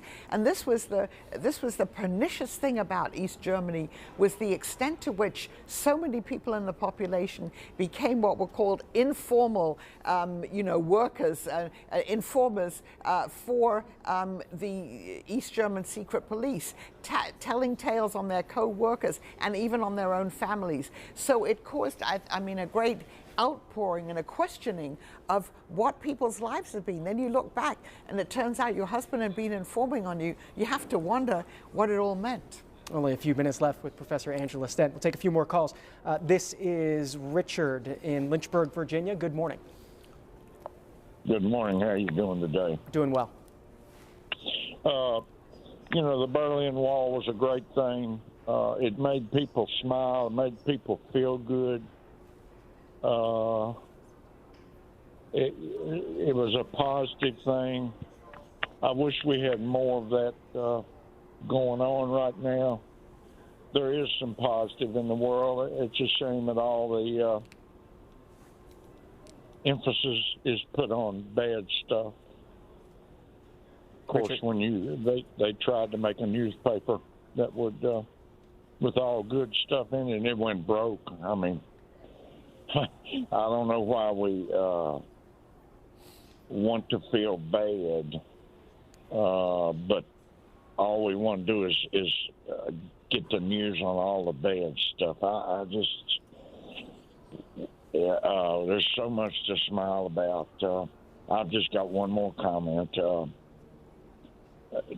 It's a 30-year anniversary. Sure, we should think about that all day today. And but Suzanne Malveaux, she used to be the White House spokesman. She is definitely the most beautiful woman that I've ever seen in my life. That's Richard out of Lynchburg, Virginia. Angela Stent, on how we should feel about today and the anniversary of the fall of the Berlin Wall. Well, I think we should definitely feel positive. I mean, it ended a horrible system. It was more or less the last nail in the coffin of the communist system in Eastern Europe. So I think we should have positive feelings about it, understanding that maybe we had exaggerated ideas about how easy it would be to integrate the East and West Germans. So I think the other point to make is, if it's been that hard to integrate East Germans into West Germany, how much more difficult it's been, in the rest of Eastern Europe, and also obviously in Russia and the post-Soviet states, to kind of make this transition. It's been 30 years. It's going to take a very long time. So I think we should feel positively, but we should be realistic about how long it's going to take to get over really the defamation of this system. Professor Angela Stent. You can follow her on Twitter at Angela Stent, and the latest book, Putin's World, Russia Against the West and With the Rest. Thank you so much for your time this morning. Thank you. Up next on the Washington Journal, more of your phone calls. If you didn't get in this segment, stay on the line. We'll get to your call. We'll talk about your thoughts, your memories from 30 years ago today. The phone lines again, 202-748-8000 if you're in the Eastern or Central time zones, 202-748-8001 if you're in the Mountain or Pacific time zones. That special line for German Americans, 202-748-8002. As you continue to call in, we'll show you President George H.W. Bush's first public reaction to the news that the Berlin Wall had opened when he talked to reporters in the Oval Office on the afternoon of November 9th, 1989. Did you ever imagine anything like this happening? Well, we've imagined it, but I can't say that I foresaw this development at this state. No, I didn't foresee it, but imagining it, yes.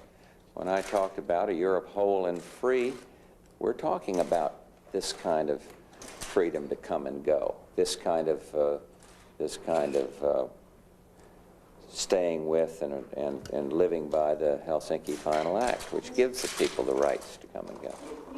You know, in what you just said, this is a sort of great victory for our side in the big East-West battle, but you don't seem elated, and I'm wondering if you're thinking... I'm elated. I'm just not an emotional kind of guy. I mean, I'm very pleased, and I've been very pleased with a lot of other developments. And as I've told you, I think the United States part of this, which is not related to this development today particularly, is being handled in a proper fashion. And we'll have some that'll suggest more flamboyant courses of action for this country. And we're, I think, handling this properly with allies, staying in close touch, and this dynamic change, trying to help as development takes place, trying to enhance reform, both political and economic. And so the fact that I'm not bubbling over, maybe it's getting along towards evening, because I feel very good about it. Well, what I wanted to ask is the second part of that was, is your second thought, what are we going to do if it really does explode over there coming into play? You know, obviously, if they just flood into West Germany, they're handling it now, but they've only gotten 200,000. What if they get 1 million? What if they get 2 million? Well, what I'd like to think is that the political change in the GDR would catch up very fast with this liberation, if you will. You may remember that before I went to Poland, I don't know whether Jim Baker was sitting next to me. I know Brent was there and John Sununu, and I was asked by a Polish journalist if I were a young Pole, you know, what would my advice be? And what I said is, I think you ought to stay there and participate in this dramatic change in your country. You ought to feel the surge of freedom, feel the move toward democracy, and be a part of it. And these are Germans, and Germans love their country. And at some point, I think a lot of Germans who have felt pent in and unable to move are going to say, look, we can move, but wouldn't it be better to participate in the reforms that are taking place in our own country? And we're back in the Berlin Wall Gallery at the Newseum, just down Pennsylvania Avenue from the Capitol building. It's our home this morning on the Washington Journal, on C-SPAN, on American History TV, on C-SPAN 3. We're taking your phone calls, getting your thoughts, your memories from 30 years ago today to the fall of the Berlin Wall, November 9th, 1989. Phone lines, if you want to join us this morning, it's 202-748-8000 if you live in the Eastern or Central time zones, 202-748-8001 if you're in the Mountain or Pacific time zones, and 202-748-8002 for German Americans. That special line this morning. We also have our phone line that we keep for text messages, 202-748-8003. A few text messages have come in so far already this morning. I want to read you just a couple of them.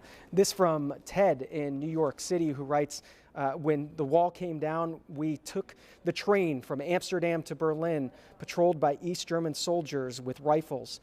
At the Brandenburg Gate, East Germans came across to stand in the West, which was all they could do with no money. Another text, I cried with relief, with joy and disbelief. I had thought it would never come down.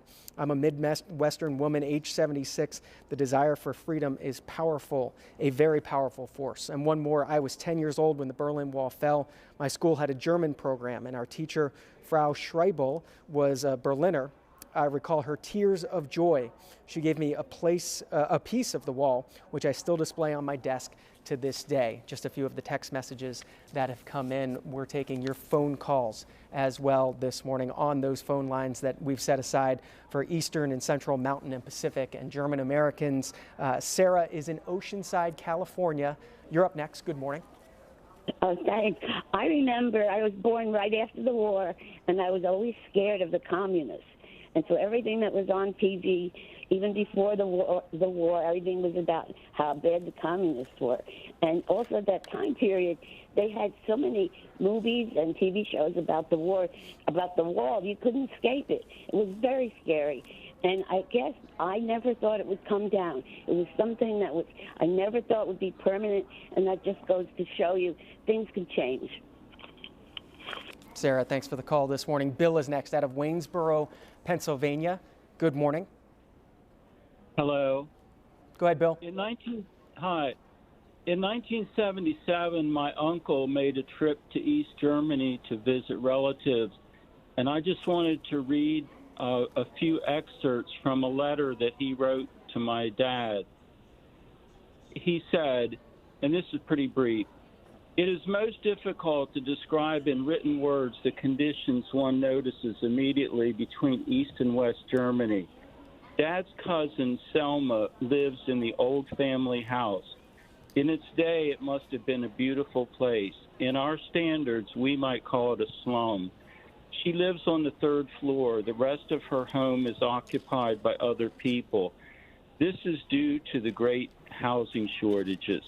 They do not have hot water, flush toilets, etc. They cannot get materials and help to keep their homes in good repair." She pointed out the glass factory that was started by our great-grandfather. Now it is run by the government. Sorry, a little emotional. She was most curious about our living conditions, what kind of houses we lived in. Were we allowed to live without having to share our homes with strangers, etc.? And he closes by saying, "I must say we are fortunate to live in the USA and what we have."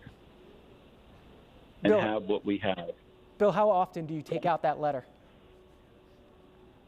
Oh, gee. I haven't taken it out for quite a long time. I just I found it in some old papers. I shared it with my cousin, who, of course, my uncle was his dad, some time ago, maybe a couple years ago. And I really haven't looked at it since, but I remembered it when I heard the discussion today. Bill, I appreciate you sharing it with us and our viewers today. Thanks for the call. Andy's next out of Indianapolis, Indiana. Good morning. Your memories from November 9th, 1989. Well, you see, I was 17 then, and I was ready to fight the communists, the socialists, the bad guys, the Reds. And then all of a sudden, it collapsed. I was 17 years old, and at 18, I joined the Army, the U.S. Army, and it was suddenly and very different because the Soviet Union collapsed.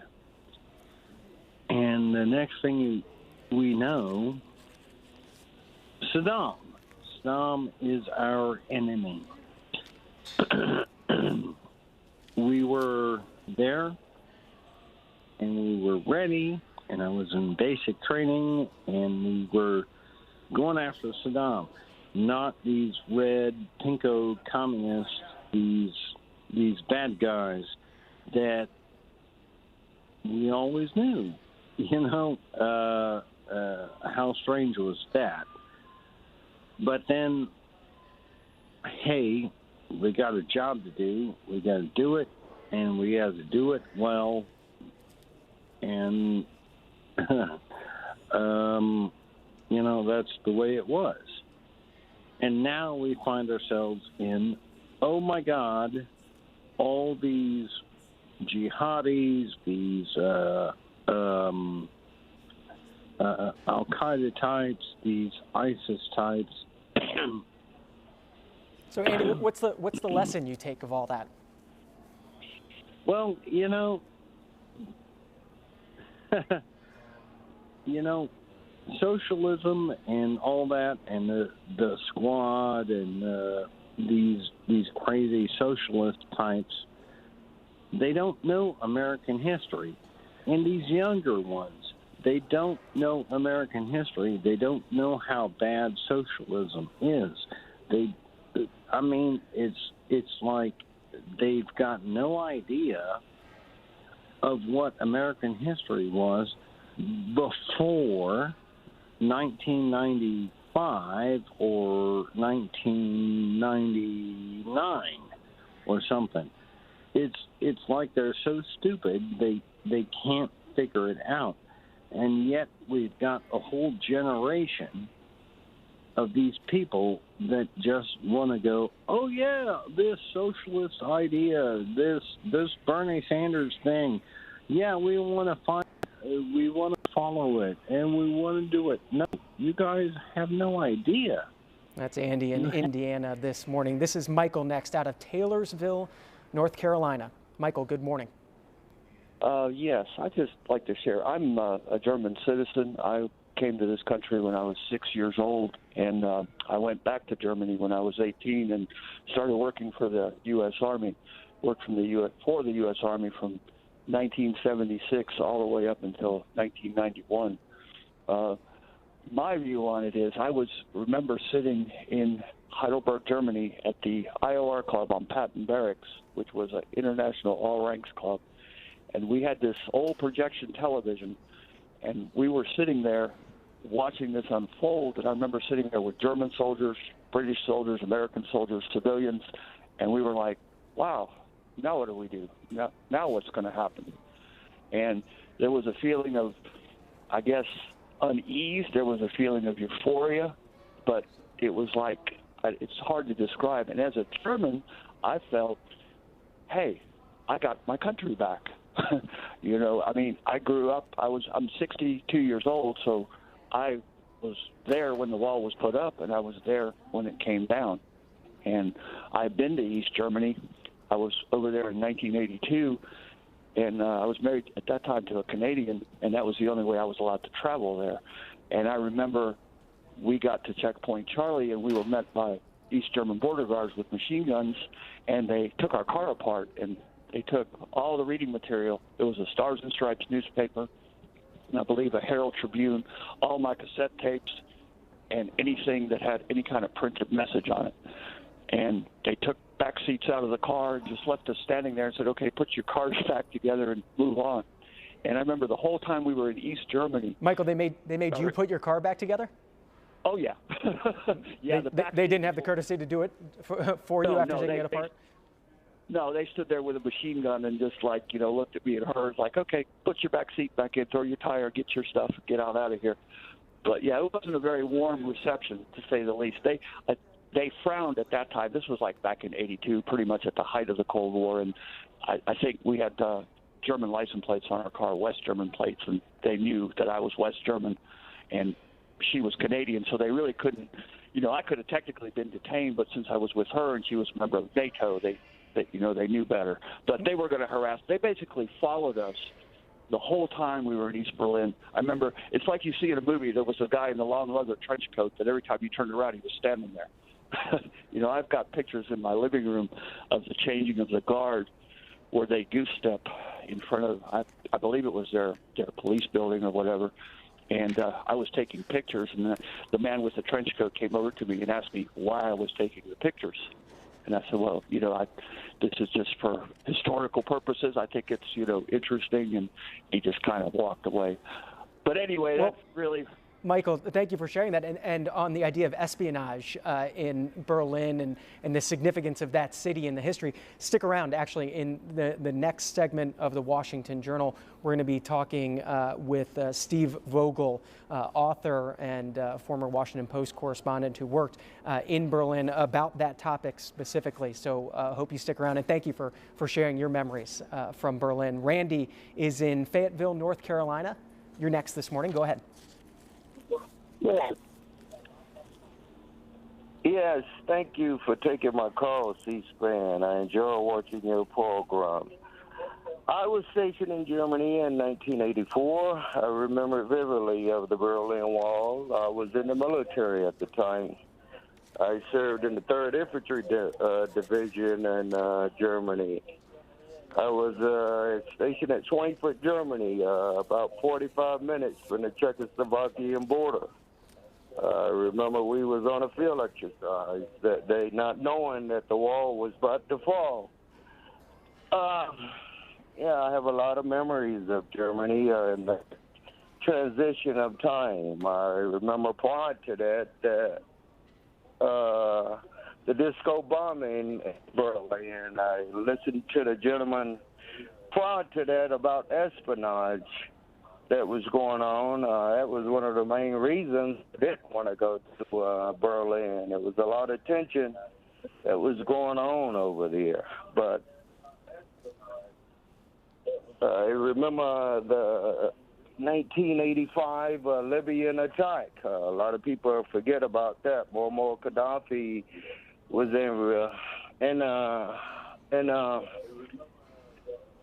I remember Gaddafi experience that was going on over there at that time, the bombing of that. I got married in Germany. That's Randy in Fayetteville, North Carolina this morning. We're taking your calls throughout the morning here on the Washington Journal and on C-SPAN 3 on American History TV. Just a few minutes ago, we showed you President George H.W. Bush's first public reaction to the news about the fall of the Berlin Wall on November 9th, 1989. In that clip that you saw Secretary of State James Baker in the Oval Office with him. C-SPAN talked with Secretary Baker last week about his memories from that day, about being in the Oval Office that day and what it was like to watch the fall of the Berlin Wall from the White House. This is Secretary Baker from the Rice University down in Houston, Texas, talking about where he was when he heard about the news on November 9th, 1989. Well, I was hosting a lunch for the President of the Philippines in a dining room at the top of the State Department. Corazon Aquino at that time was President of the Philippines, and I was hosting a lunch for her when an aide passed me a note saying that the East German government had just announced that they were going to permit traffic from East Germany to West Germany. I read the note to the assembled group at the table, proposed a toast, and then excused myself to go to the White House to meet with President Bush. Do you remember what you said in that toast?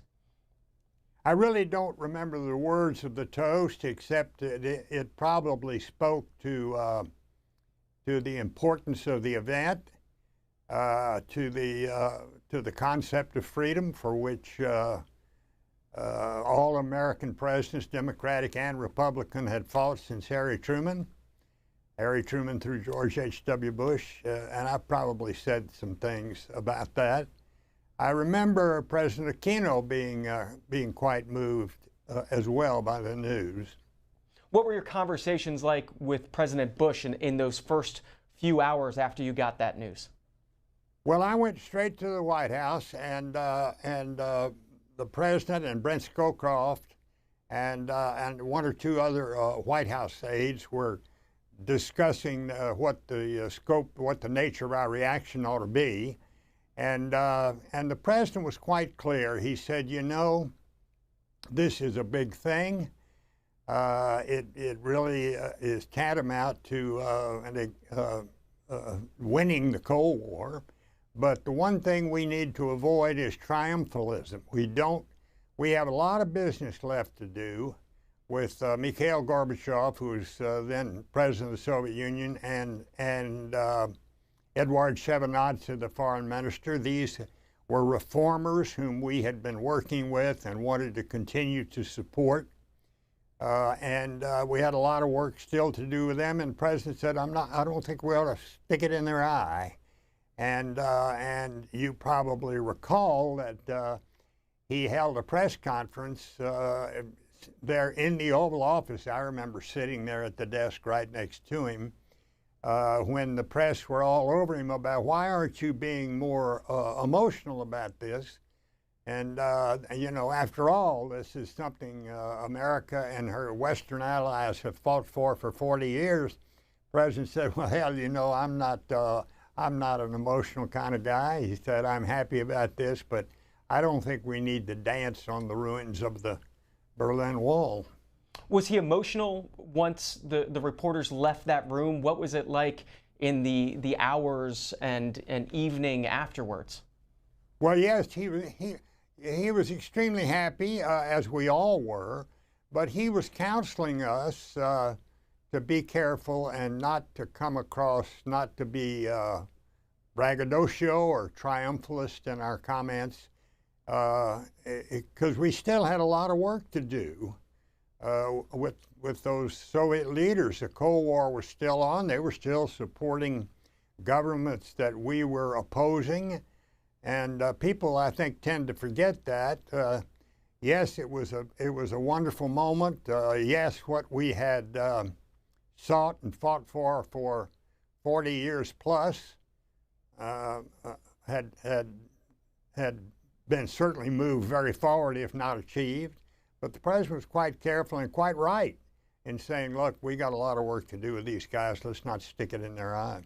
Before that day, November the 9th, when were you sure that the wall would come down? Was there a point before that? Well, we were not all that sure that the wall would come down. I'll tell you that, quite frankly, the collapse of the wall on that day came as somewhat of a surprise, even though we knew that there had been protests, human rights protests, protests for freedom, all across the captive nations of Eastern Europe, starting in Poland, of course, and spreading from there. And so we knew that that the trend was very much in the right direction as far as we were concerned. But I don't think anybody could have told you. I'm not even sure that that the Soviets could have told you that that was going to happen on that day. You know, a rather low-level East German official made an announcement that had something to do with visas, and it was interpreted to mean they were going to open the gates and let people freely pass between East and West Germany. I'm not sure that was exactly the message that this low-level functionary, Gunter Schabowski, I remember his name, intended to convey. When was the next time you were able to get to Berlin after that day? I can't really recall, John, when I was next there, but I did take a trip there. I was in fact the only Secretary of State ever to have gone to East Germany. I went across the Gleinecke Bridge, the Bridge of Spies, and into Potsdam at a time when theretofore no American official had done that, because the Cold War was at its height. I want to end with one of the questions that President Bush got in that press conference that you described on that day on November 9th. He was asked, "Is this the end of the Iron Curtain?" What were you thinking when that question was asked? What were your thoughts that day?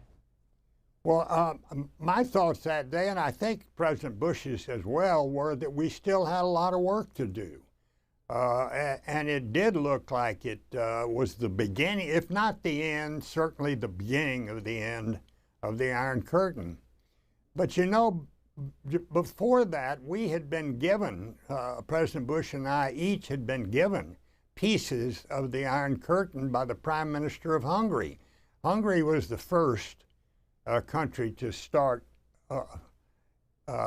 dismantling parts of the it wasn't the wall, but it was parts of the curtain, Iron Curtain, and I still have the one that I was given. And it's a piece, some of the barbed wire that represented the Iron Curtain. So that had happened a little bit before, but no one really anticipated the events that occurred on November 8th and 9th. Do you have any sections of the wall?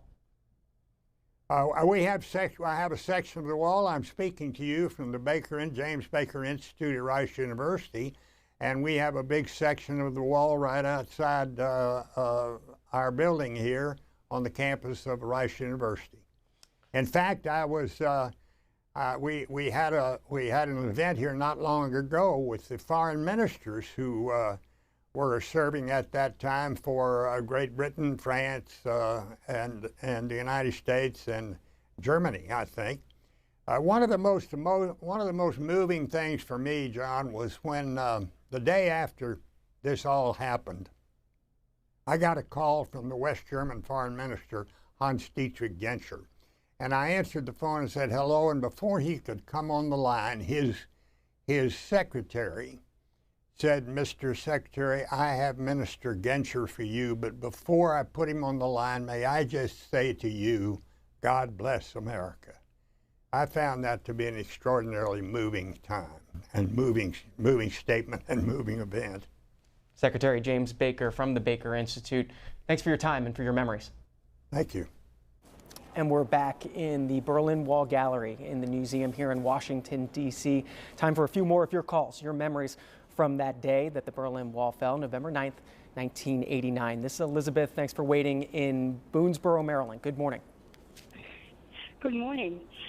I just want briefly to say that I experienced East Germany from West Germany as we fled from East Germany into West Germany. And what happened was until almost 1990 or 1989 was that the news for the East Germans was tightened more and more. Initially, in the 50s and 60s, we could send clothing and packages to East Germany for the people because they didn't have very much. And then eventually we had to send new clothing. I sent actually American dollars once I came to this country in carbon paper to East Germany so the woman could buy some groceries.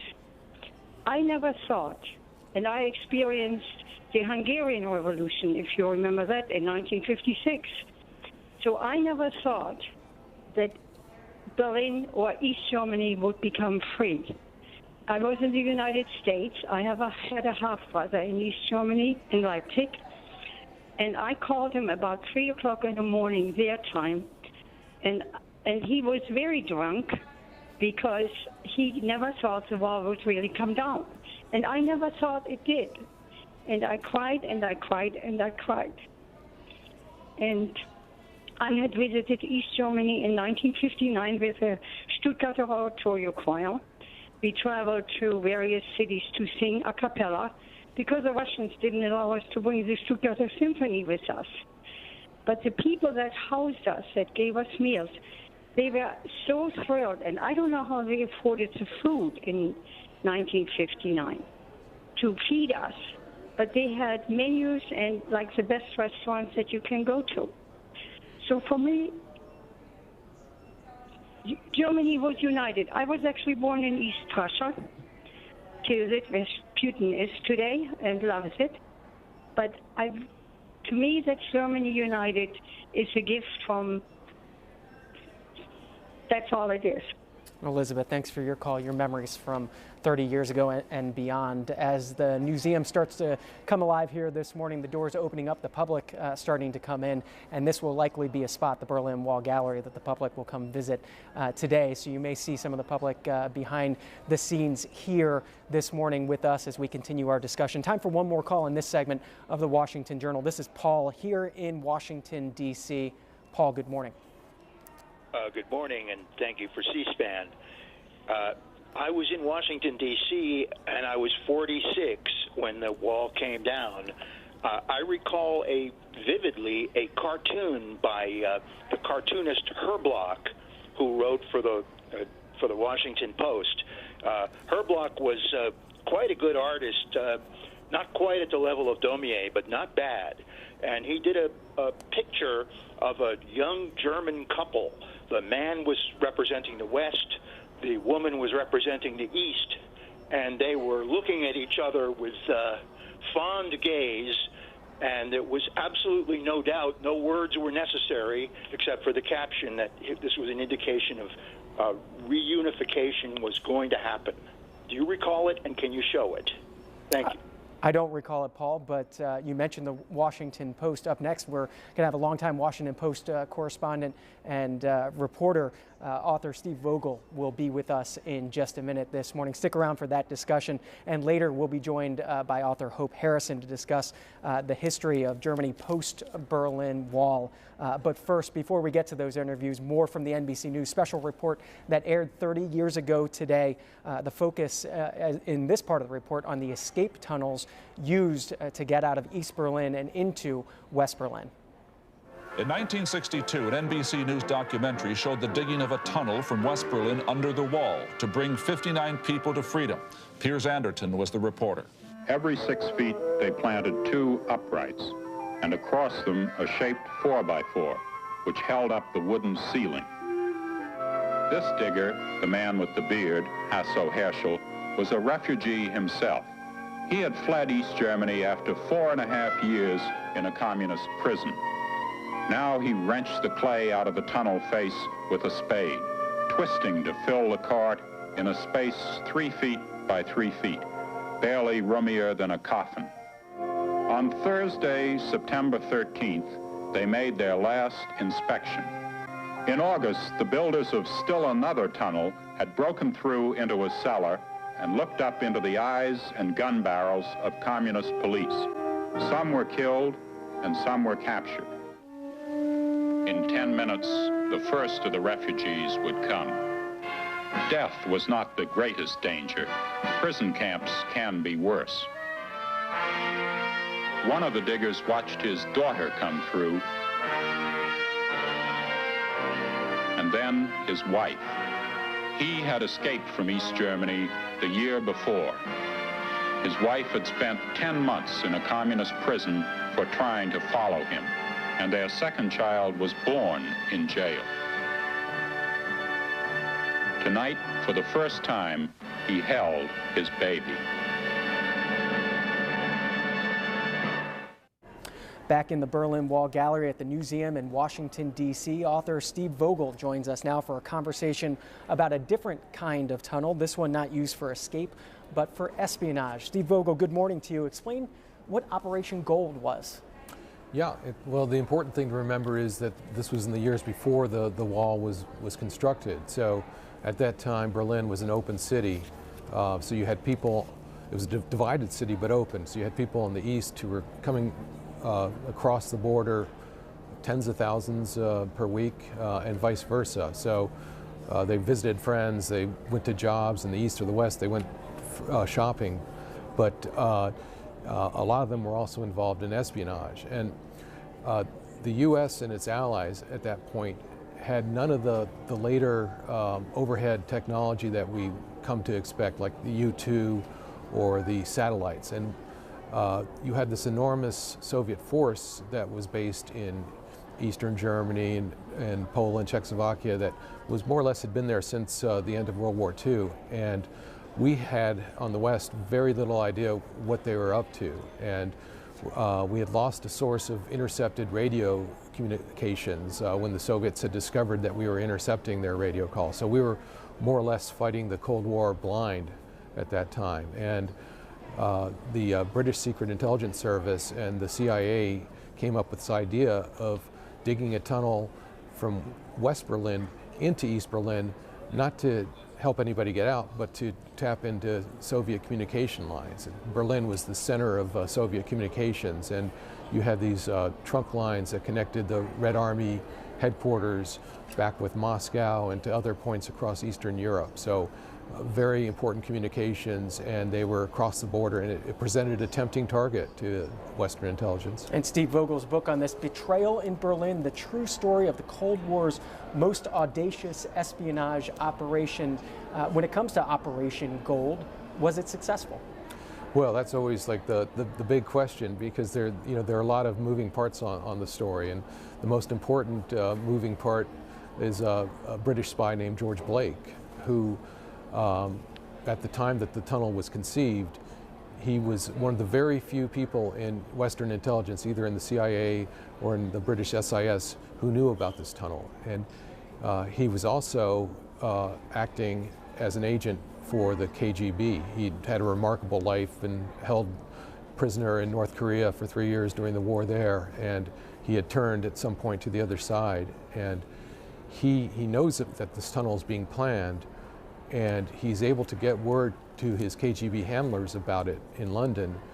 But the KGB is afraid to do anything, because Blake is one of literally a handful of Western intelligence people who know about the tunnel, and doing anything to stop the tunnel would expose Blake. So this this becomes a real dilemma for the KGB. And that story in Steve Vogel's book, Betrayal in Berlin. Can you talk about the city of Berlin and its role in the espionage battle throughout the Cold War, and how that role changed after the wall went up? Operation Gold, as you pointed out, took place before 1961, before the wall went up. What changed when the wall went up?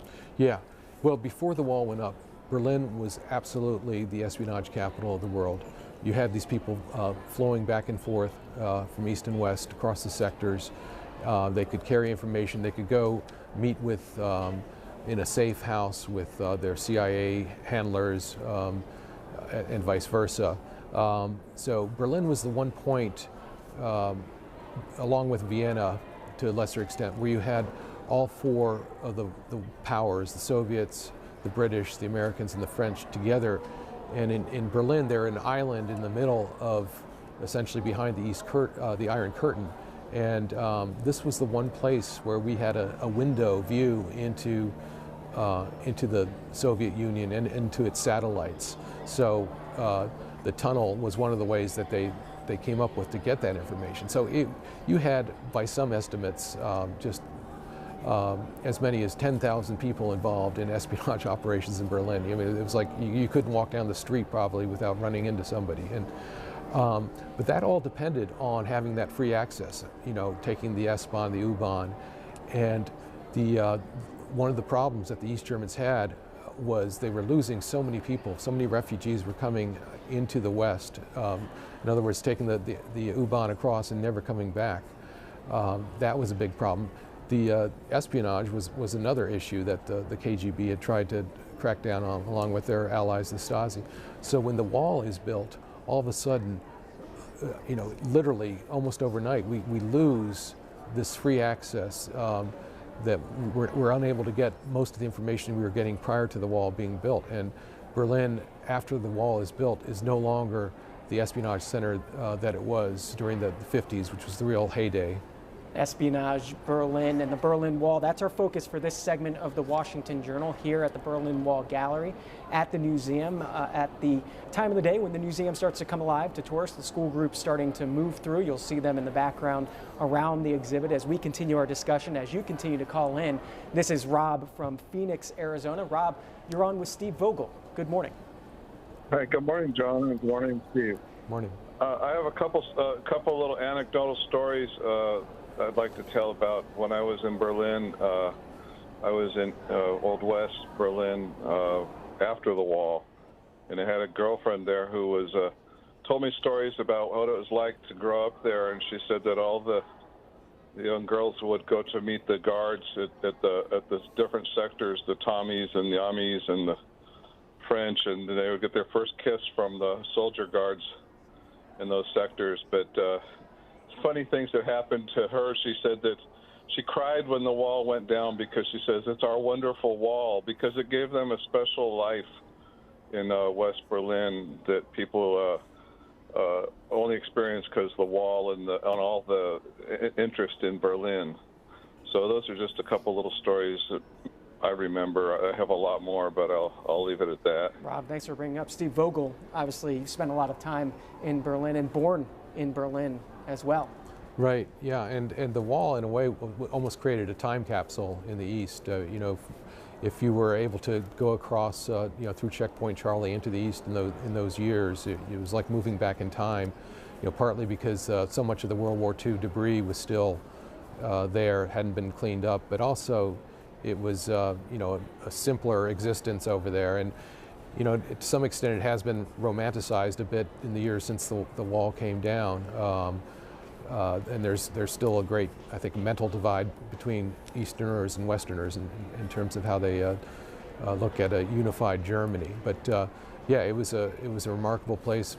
Being born there, in fact, the wall was put up a year after I was born, and my dad used to joke that they built it to keep me out. I didn't. And you were there not long after the wall came down. Yeah, no, I arrived in Germany in September of 1989 to work as a freelance journalist for the Washington Post and Army Times, some other publications, and I was in Munich on the on the night that the wall came down. I was just sitting in my apartment watching TV in German to try to improve my German, and Mr. Ed was on. You remember the talking horse? All of a sudden they broke into underscript saying, the wall is falling, and I got on the first plane I could to get up to Berlin and went straight to Checkpoint Charlie, which was a madhouse. I mean, just streams of people coming over. The MPs were more or less joining in the party. I mean, usually it was a very strict and kind of sober-minded place, but at that point people were just running around with champagne and schnapps, and the guards had pretty much thrown up their hands. It was just such a joyous scene. And what do you do as a journalist in a moment in history? You know it's a moment in history. What do you turn to? What do you decide to cover in that moment?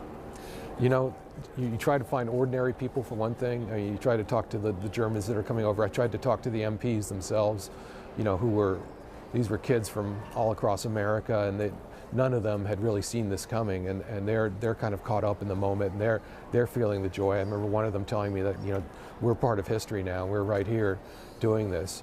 And I also looked for some of the brass, like General Haddock was the commander of the Berlin command at that time, and you're trying to get sort of the view from the top, and he's trying to portray that everything remained calm. Nothing's really changing here, kind of this status quo. But there was all this evidence all around that it really wasn't the status quo. Back to the phone lines. On that phone line for German Americans, this is Bruce out of Charlotte, North Carolina. Good morning. Good morning. I'm German through my father's side of the family, who started coming over here in the 1860s and 1870s. But we're all linked together.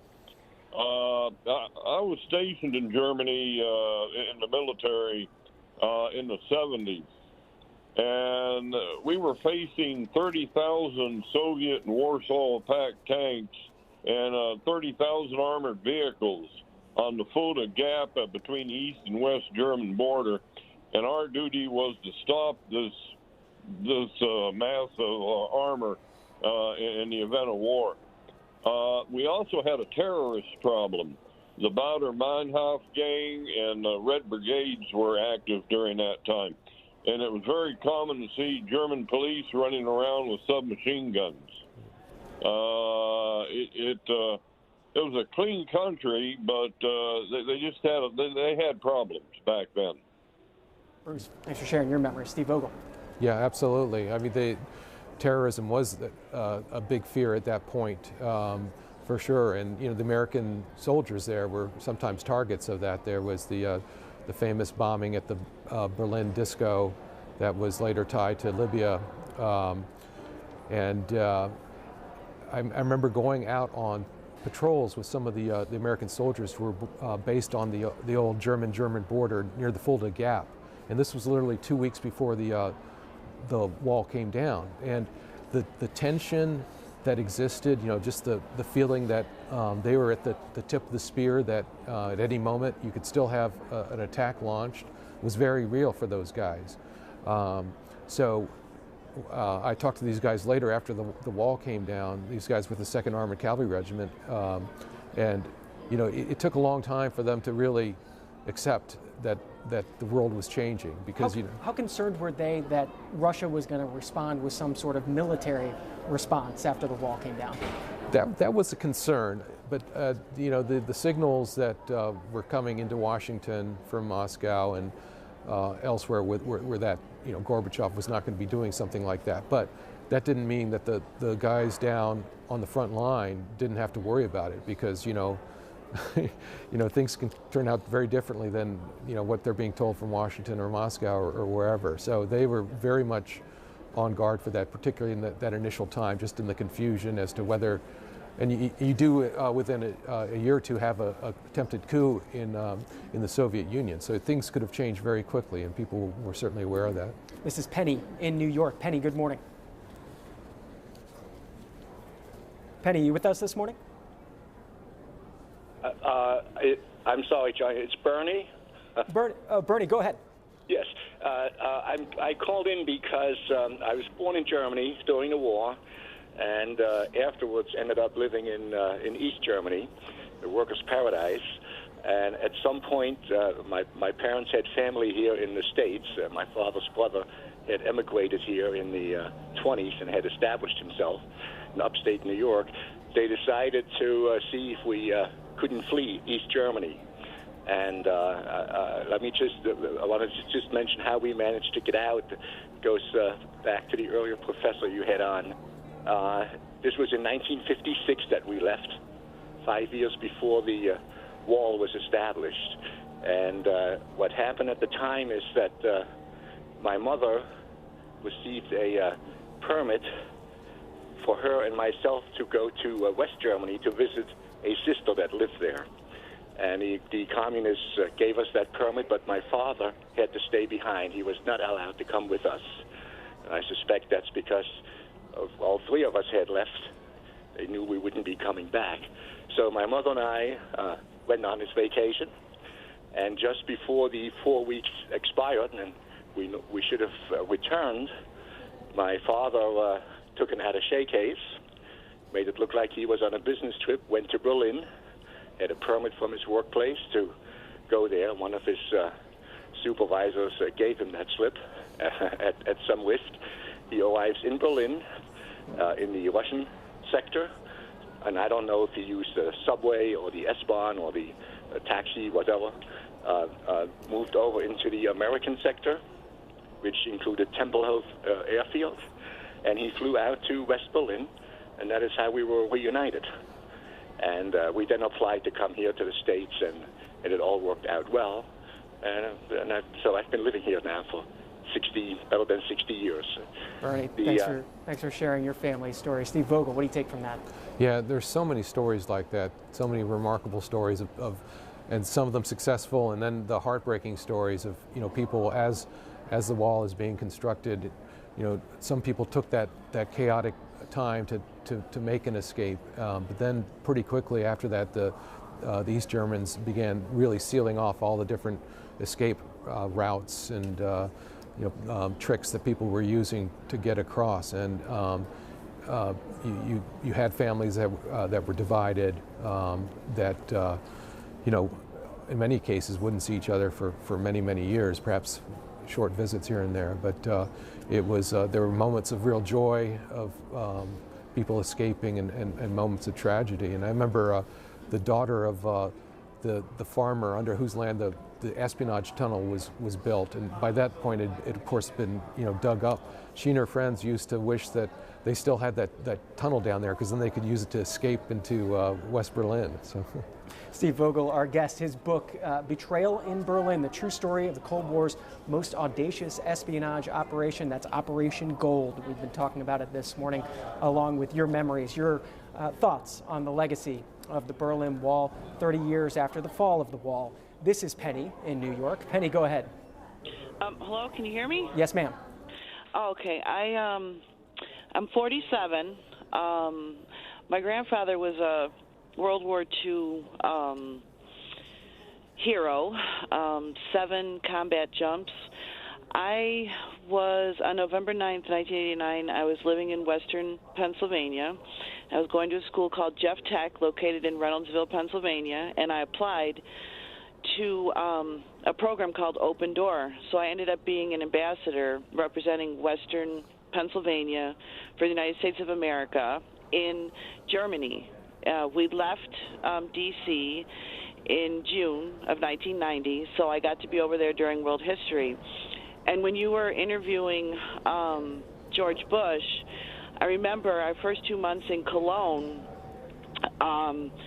we were all told to go to the embassy, and George Bush got on the line and he said, it was very heartfelt when he said this to us. He said, I can't recommend that you stay for the year or that you come home. And he also said, if you stay, I highly recommend that you act as a German, because that was our job. I wanted to promote freedom. I wanted to teach the Eastern Bloc countries on how to be free.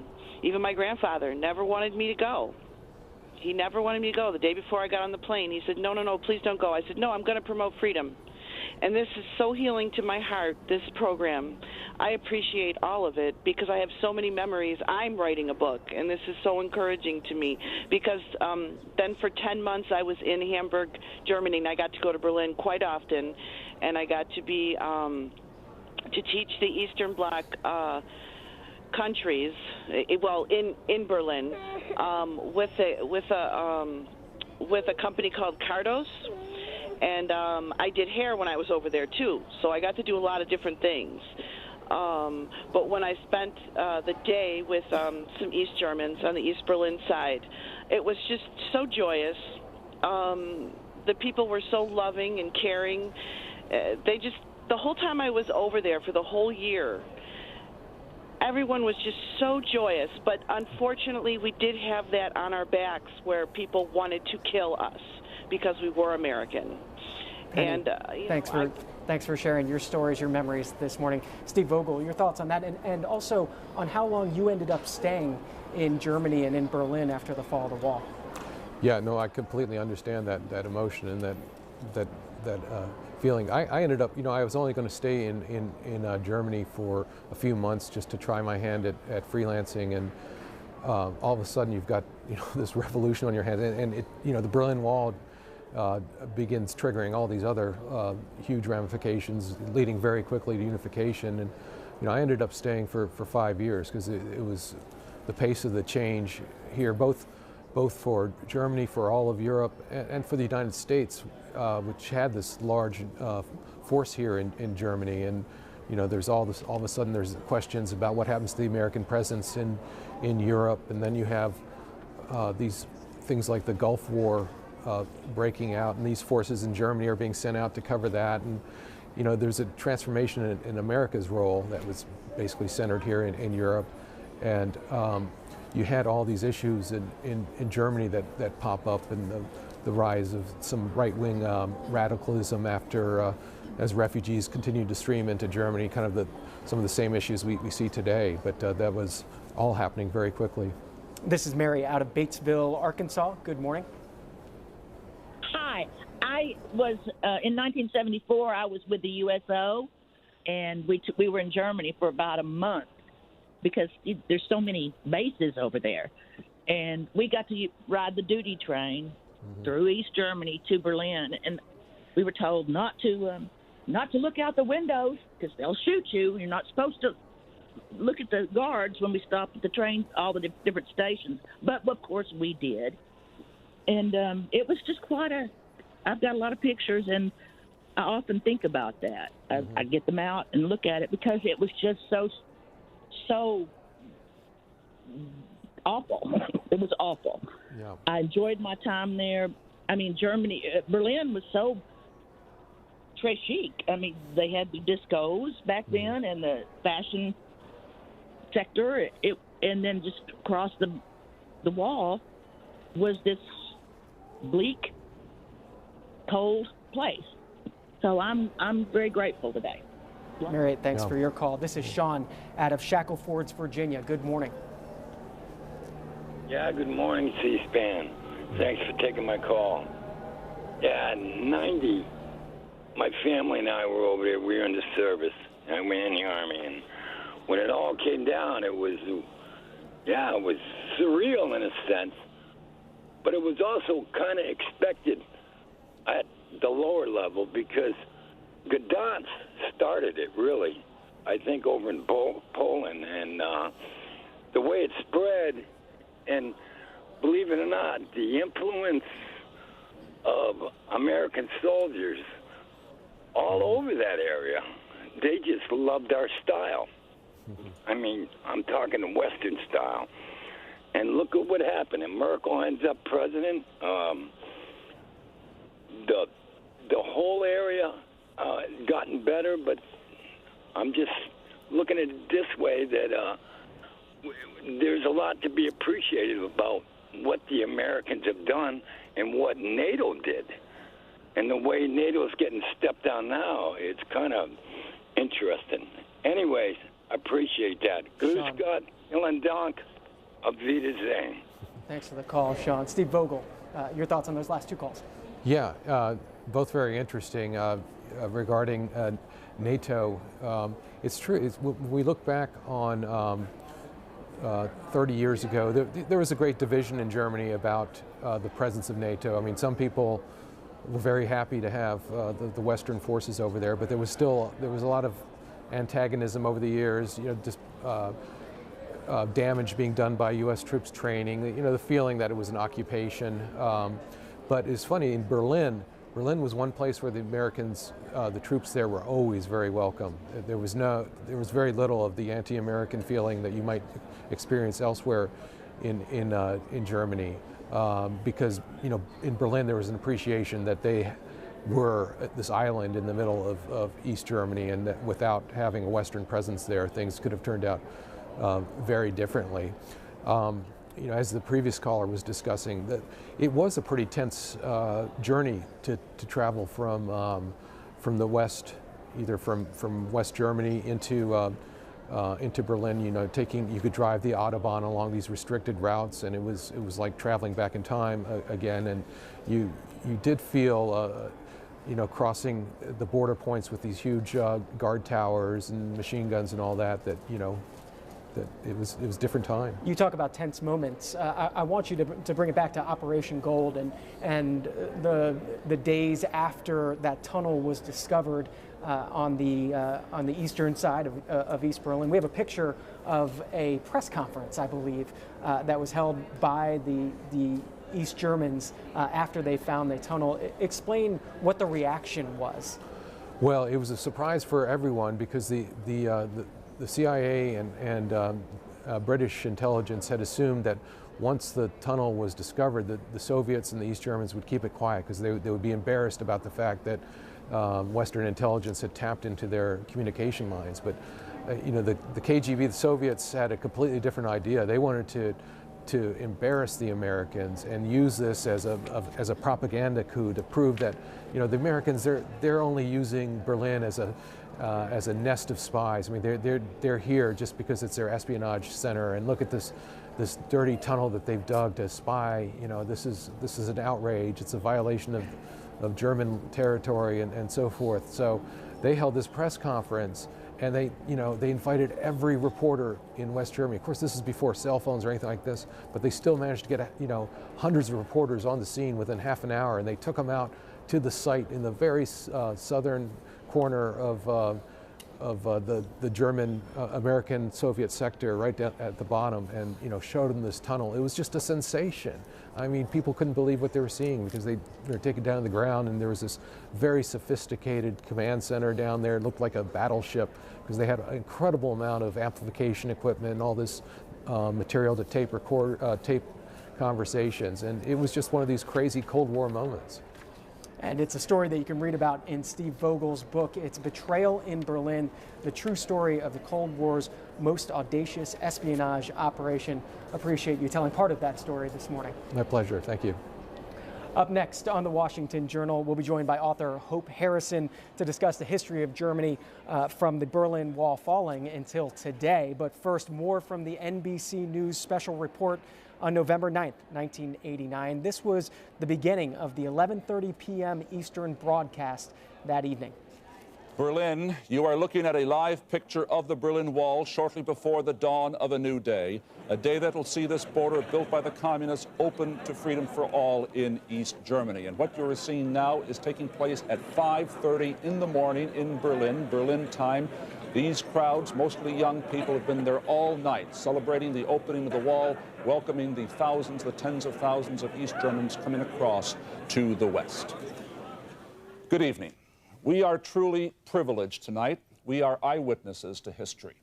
Who on either side of the Berlin Wall or in this country would have believed this morning that this day would end the way it has? End with the very symbol of the division of Europe, of the division of the free world and that which is not free, disappearing or at least becoming irrelevant. That is the result of the stunning surprise decision today by the leaders of communist East Germany, the announcement that East Germans may now leave their country and cross directly into West Germany, even through the Berlin Wall itself. Tonight, Germans on both sides of the Berlin Wall couldn't wait to test their new freedom. These were sights unthinkable only a few hours ago. Young West Germans atop the concrete barrier, reaching out to East Germans, helping them up the wall, despite a barrage of police water cannon. Jubilance and graffiti where once there was only despair. For 28 years, the wall has been an immutable part of Berlin life, a given, something that was just there. Tonight, it symbolizes something else. The failure of an East German government to resist the wave of change rolling over Soviet bloc nations. And the sound of new freedom, the chipping away of the wall itself, and the system that built it. Back in the Berlin Wall Gallery at the Newseum in Washington, D.C., we welcome Hope Harrison, the author of the book After the Berlin Wall, Memory and the Making of the New Germany, 1989 to Present. And Hope Harrison, on the first page of that book, you note that both the history and the meaning of the Berlin Wall remains controversial today in Germany. Why is that? Yes, the big lessons of the wall, what it really was. Some of the former leaders who are still around and are very vocal, especially Egon Krenz, emphasized that it was a peace border. They were doing what they needed to do, what any sovereign state could do. Of course, people who were family members of people who were killed at the wall have a very different view of the legitimacy of that wall and see it as a terrible, violent thing. What are your thoughts on how Germany is marking this anniversary today? Is this a day of celebration in Germany? Is this a day of remembrance? What is your view as looking at what's happened this week so far and what's happening today? Yeah, they've been very busy all week with the climax today and tonight at the Brandenburg Gate. I think they do multiple things. They always, on the anniversary of the fall of the wall, also commemorate the people who lost their lives, for whom the wall fell too late. They celebrate the glorious moment of the peaceful fall of the wall. Many Germans feel very proud of this. Of course, after the Holocaust and the very heavy weight of history on Germany's shoulders, to feel that there's something in their contemporary history that they can be proud of, this peaceful fall of the wall and the courageous East Germans who took to the streets calling for change, including taking down the wall. But they also realize that 30 years after the fall of the wall, some people in the East are frustrated that although there have been major strides made between East and West, there's fewer differences, especially economic, that gap hasn't been completely closed yet. Are there people today in Germany that want to forget the Berlin Wall? I think there are always people that want to forget some difficult part of the past. Certainly some of the people who suffered and maybe have post-traumatic stress disorder because of it, it's easier to forget. But many Germans feel that it is so important to remember and to teach young generations what it was like for 28 years when that wall stood. And certainly now, in this day and age, when so many walls are going up around the world and, you know, in countries neighboring Germany, many Germans feel it's important to remember that time when the wall came down. For our last 25 minutes on the Washington Journal today, we're talking with Hope Harrison, the author of After the Berlin Wall, Memory and the Making of the New Germany, 1989 to Present. You can see the Berlin Wall Gallery here at the Newseum in Washington, D.C., starting to fill in with the tour groups and others who have come today to take a look at the largest intact piece of the Berlin Wall outside of Germany. It's here at the Newseum. And we're taking your calls this morning on phone line split regionally, 202-748-8000 if you're in the Eastern or Central time zones, 202-748-8001 if you're in the Mountain or Pacific time zones, and that special line for German Americans, 202-748-8002. Douglas has been waiting in Fayetteville, North Carolina. Douglas, go ahead. Yes, I was stationed in Berlin from 83 to 89, and the things to remember is that the Americans in the 1950s, we had the Berlin airlift to support the people in Berlin.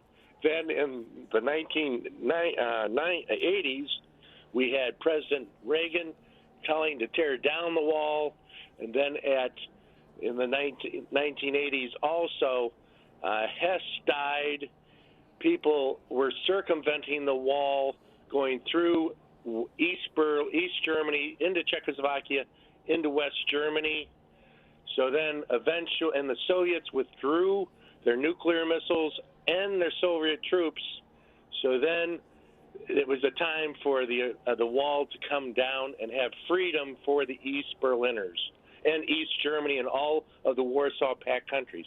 And also I forgot to mention that on December 21st, when they were invading Panama on Urgent Fury, we were also having the Berlin Wall torn down between the Reichstag and the Brandenburg Gate. And it was the best time in the world. Douglas, thanks for the call from North Carolina. Hope Harrison. Douglas talking about the things to remember about the Berlin Wall. What are the things to remember? Yes. Well, let me say that it is wonderful to be here with these original pieces of the wall at the Newseum, and I think the only East German guard tower outside of Germany.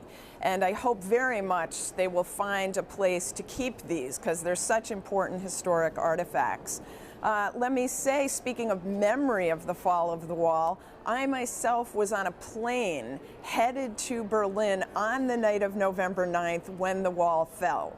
And so as I was on the commuter flight from Frankfurt to West Berlin, the pilot got on the intercom and said, "Ladies and gentlemen, in case you haven't heard, the Berlin Wall fell last night and we are flying into history."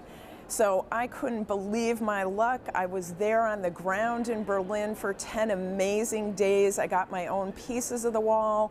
I watched the incredibly moving scenes of West Germans welcoming these East Germans coming into West Berlin. And our viewers are seeing your picture from standing in front of the wall. Explain where you were in that picture. Okay, yes, in that picture I was right in front of the Brandenburg Gate. This was 2 days after the wall had opened. They had put, as you can see, the East German border soldiers back up on top of the wall, trying to keep a bit of order, hoping nobody, with all the partying, they didn't want anybody to fall off and have any injuries. So it was an amazing time to be there, and it's something I will never forget, that's for sure. What is the history of how Germany has remembered the Berlin Wall, said about the larger story of reunification in Germany? Yes. At the beginning, of course, people didn't really want to remember it. They wanted to move on, tear it down. Then they realized they needed to commemorate the victims, and they put money into researching exactly who was killed trying to escape. I write about one of those people, a 20-year-old Michael Schmidt, who on December 1st, 1984, was killed while trying to cross that brutal death strip, which was 2 walls, armed guards in between, and many other border obstacles in between the external and the internal wall. But then in 2009, 10 years ago, the way Germans focused on the memory of the wall changed. And for the first time, they really focused on the positive history of the fall of the wall and the courageous East Germans who took to the streets calling for change and brought that down. But now on the 30th anniversary, while there are many people celebrating, there are also some people, a minority, but a loud minority, expressing their frustration that they still haven't achieved Western levels economically or in terms of the respect sometimes they feel that they're shown as being from the East. Just about 20 minutes left on the Washington Journal today here on C-SPAN and on C-SPAN 3 on American History TV. Taking your phone calls. This is Jean out of Detroit, Michigan. Good morning. Good morning.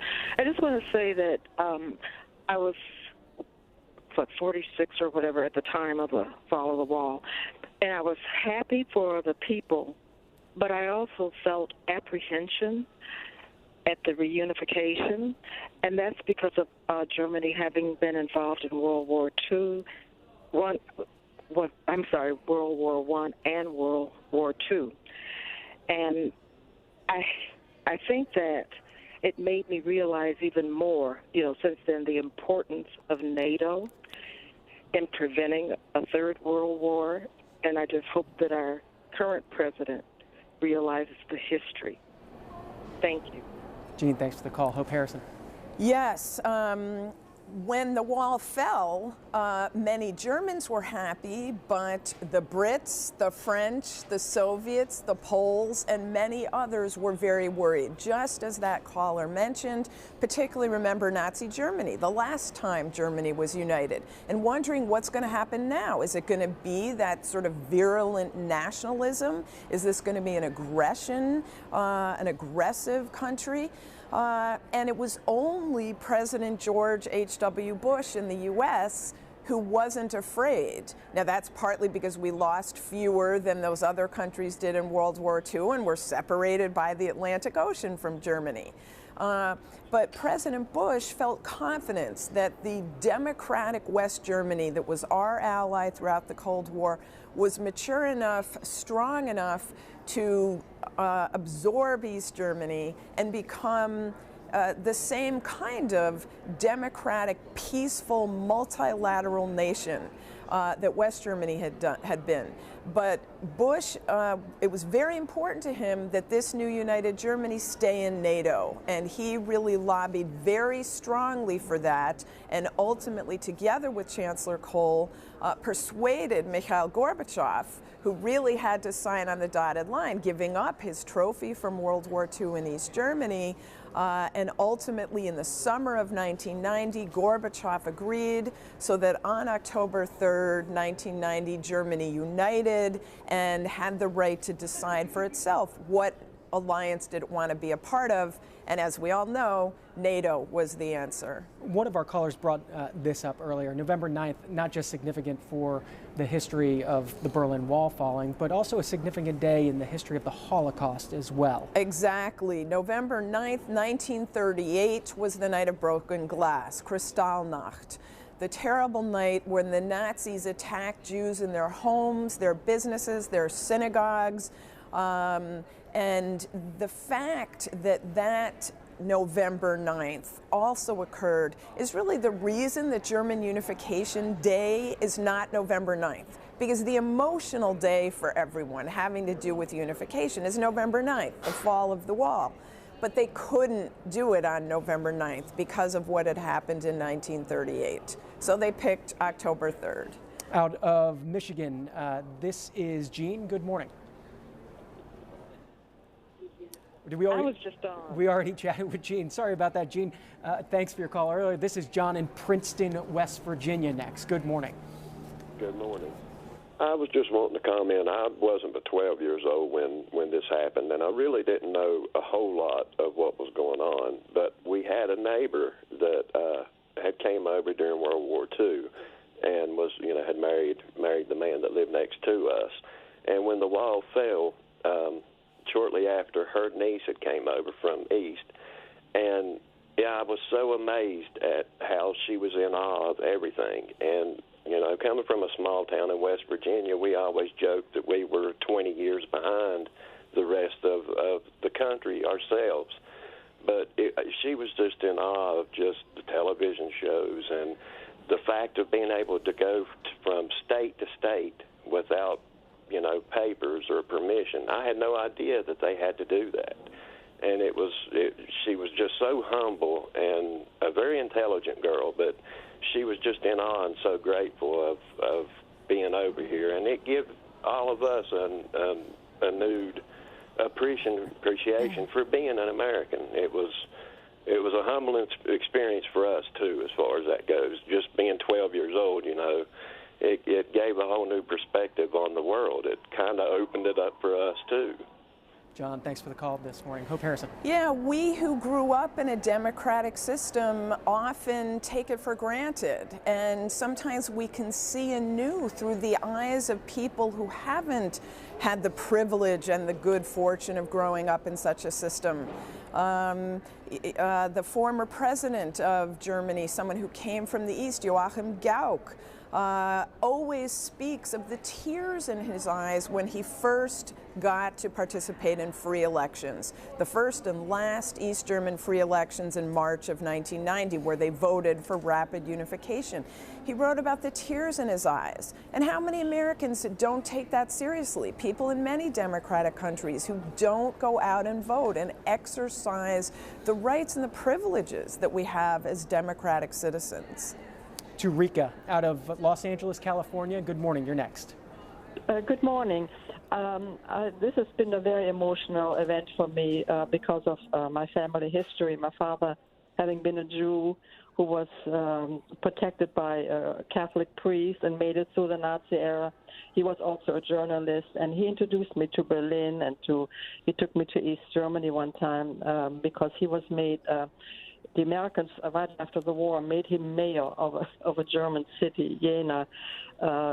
It's a whole unbelievable story. But anyway, when the wall came down, it was such an emotional event for me, and probably the most life-changing event in my life. And I remember going through the TV trying to find coverage anywhere, and I came across C-SPAN, and so I was introduced to C-SPAN because of the Berlin Wall coming down, and it was Brian Lamb sitting in East Berlin in front of like a restaurant. Had a table there and a chair, and he just sat outside that restaurant and talked to people, the East Berliner people that were walking by. And it was the most unbelievable view for me to have, Brian Lamb sitting in East Berlin talking to the East Germans about their reaction. And I was wondering if you could ever show that again. Rika, the nice thing is it's available anytime you want to watch it at our website at cspan.org. If you type in the search bar at the top of the page, Brian Lamb there, and search by the date of November of 1989, you'll be able to find that. But thanks for bringing it up, and thanks for watching C-SPAN for so long. This is John out of Rockford, Illinois. You're next this morning. Go ahead. Good morning. I was stationed in the Army in Berlin. And I was up on Checkpoint Charlie. A lot of people don't realize that we had small firefights when we were there. In fact, one of the guys in my company was injured. We also used to travel up and down the Autobahn in convoy to keep the Autobahn open. So, you hear me? Yes, sir. John, did you want to add to your thoughts? Beg pardon? Did you have anything more you wanted to add? Yeah, well, I also pulled guard duty at Spandau Prison on Hess and von Schuren. That's about all I had to offer. John, thanks for those memories this morning. Hope Harrison on the memories of the soldiers who served in Berlin, the American soldiers and the British soldiers, the French as well. Do you write about them in your book? I read about them and their part in helping to take down the wall. In some cases, the German government asked the Allied powers for their help in removing segments of the wall. And some of those were also allowed to take segments back home to London, to Paris, to Washington. But there's so many American soldiers that have served in Germany throughout the Cold War and in Berlin, and that was a strong connection. And after unification, when it was decided that the troops would leave, and particularly the Soviet troops would leave, while most Germans, particularly in the East, were happy about the Soviet troops leaving, there was much more emotional involvement with having the Americans leave, and people who felt so indebted to them for defending freedom. And this has been an important basis of U.S.-German ties, is the large number of American soldiers who have served there over time and exposed so many Americans to the beauty of Germany and how interesting it is. So I'm sure many people watching have that experience. I know my own father was based from 50 to 54 in Germany as one of them. just about 10 minutes left in our program this morning. Live from the Newseum, you can see the Berlin Wall Gallery here at the Newseum coming alive this morning. More and more visitors coming on this day, the 30th anniversary of the fall of the Berlin Wall, here to see the 8 unaltered portions of the Berlin Wall. It's the largest display of unaltered portions of the Berlin Wall outside of Germany. It lives here at the Newseum. And we're taking your phone calls this morning on phone lines split up regionally. Mark is next out of Shelbyville, Indiana. Good morning. Good morning. I lived in Berlin from 79 to 85. I was a bartender at a Kneipe there in Gorlitz, not very far from where you are now. And I loved that city. If it hadn't been for a tragedy in my family, I would have never left. And when I go to visit, it's hard to leave. But to me, there's a lot of things to talk about. But to me, what I remember, besides being upset that I wasn't there, was the suddenness of it. I mean, the people like me that had lived there, I never would have thought I'd have saw the wall fall in my lifetime. And it's kind of the way history turns. I'm sure there were things leading up to it, but the actual event itself was sudden and a little shocking to me. Mark, thanks for the call. Hope Harrison. Yeah, I mean, the actual event wasn't supposed to happen. It was a mistake, you know, as you've talked about earlier, by a senior East German official who didn't read his notes carefully and suddenly announced that the wall was open, which it wasn't supposed to be. And so then the border soldiers at the crossing points had to decide, and it was Harold Jaeger at Bornholmer Strasse who made the decision at about 11:30 that night, facing thousands of people saying, "Didn't you see the news? It's supposed to be open." And so he finally opened it. And at that border crossing point at Bornholmer Strasse, in fact, Angela Merkel herself, the current German chancellor, was one of the 20,000 East Germans who crossed over from east to west on that very night. So, you know, I'm a historian, and I also talk to my students about the role of chance. You know, there were many things that were pushing in this direction. Poland had thrown off the communist regime next door. Gorbachev had made his reforms. But the role of chance, that this one official wasn't prepared, said the wrong thing, and then the double chance that Harold Jaeger, the official at the border, decided to open it. I wonder what you think of the headline in the Wall Street Journal today, their special section about the fall of the Berlin Wall. The headline, "History Made by Ordinary People," talking about that German official and that border guard.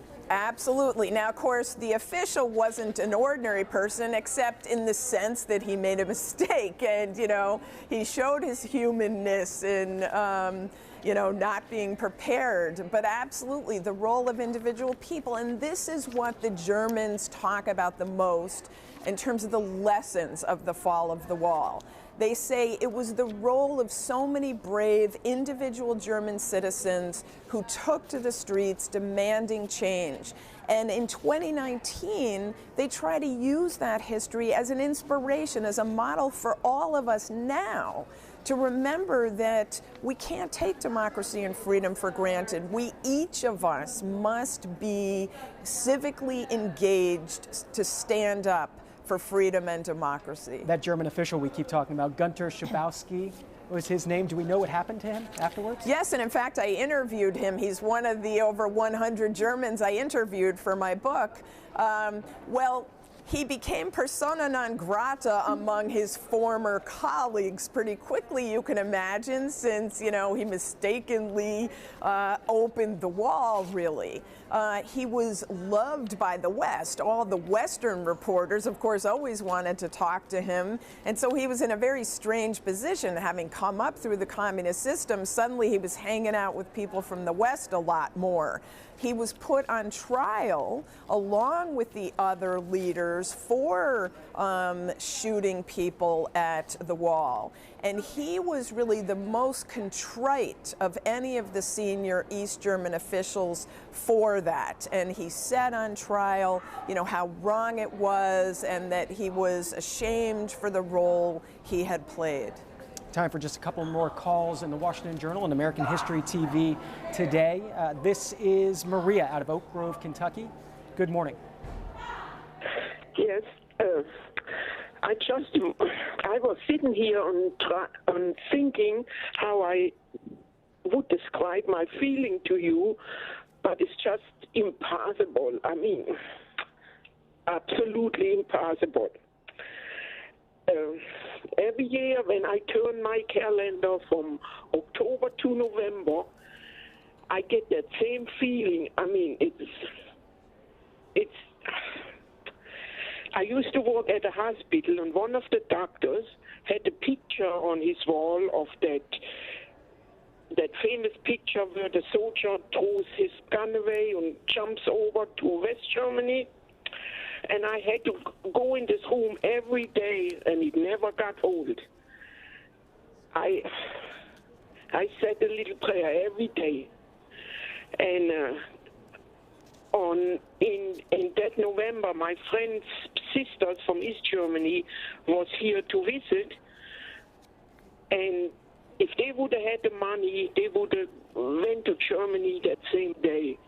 But I mean, being from East Germany, they had no money. But I just want to say that that feeling is so overwhelming. It's still there 30 years later.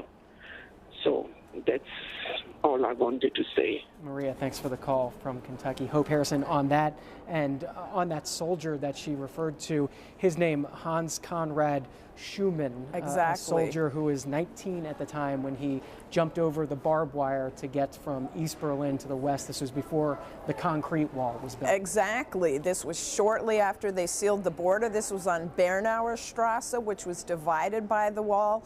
Bernauer Strasse is now the home of the Berlin Wall Memorial, which is 7 blocks long along the former death strip. It has an outdoor and an indoor exhibit telling people the history of the wall in general and at that site in particular. And on one of the buildings is the huge photograph of Conrad Schumann throwing off his gun as he's in the air above the barbed wire. And of course, that was an inspiration to so many others that, you know, even someone who was supposed to be defending this said, you know, forget it, I want out. Time for maybe 1 or 2 more calls. This is Richard in Massachusetts. Richard, thanks for waiting. Good morning. This is the professor who's on. It's a pleasure listening to her and C-SPAN, and I'm going to make a few comments, and I would like to interpret what I'm going to say and re-clarify it if you would like. But sure, Richard, we just have about a minute and a half left in our show, so go ahead. Okay, I'm going to make this fast. It was the Russians who took Berlin. It was the Russians who lost 20 million people in that war. It was the Germans who came into Russia and committed all those atrocities during the war. And there had to be a lot of bitterness and hatred towards that nation, especially the unification of Germany. So when the Allies came in there and they split the country up and they got France, England, and the United States on one half, and it was the Russians who really did all the dirty work, and if it wasn't for them, we would have never won that war anyway.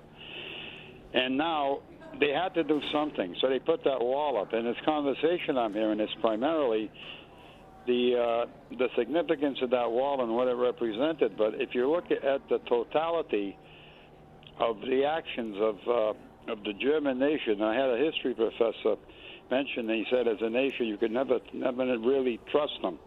And I agree with that because... Well, Richard, we're going to end it there. I want to give Hope Harrison the last 30 seconds or so. So the Berlin Wall, in fact, the East German leaders had called to close the wall, and the Soviets resisted for 8 years until the summer of 1961. They finally gave in to the pleas of the East German leaders to seal off the border, because in the summer of 1961, over 1,000 East Germans were fleeing to the West every day, and the East German regime was going to collapse.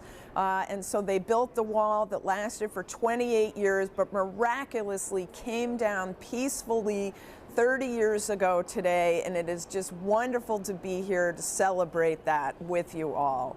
Hope Harrison's book is After the Berlin Wall, Memory and the Making of the New Germany, 1989 to the Present. If you want to follow her on Twitter, it's at Hope M. Harrison, and we appreciate your time this morning. Thank you. Up next, if you'd like to learn more about the fall of the Berlin Wall, starting right now on C-SPAN 3 is a series of NBC News special reports that cover the breaking news that day from November 9th, 1989. As we noted on that day, a spokesman for East Berlin's Communist Party announced that citizens were free to cross the border for the first time since the dawn of the Cold War. That program begins right now on American History TV on C-SPAN 3. We interrupt this program for an NBC News special report.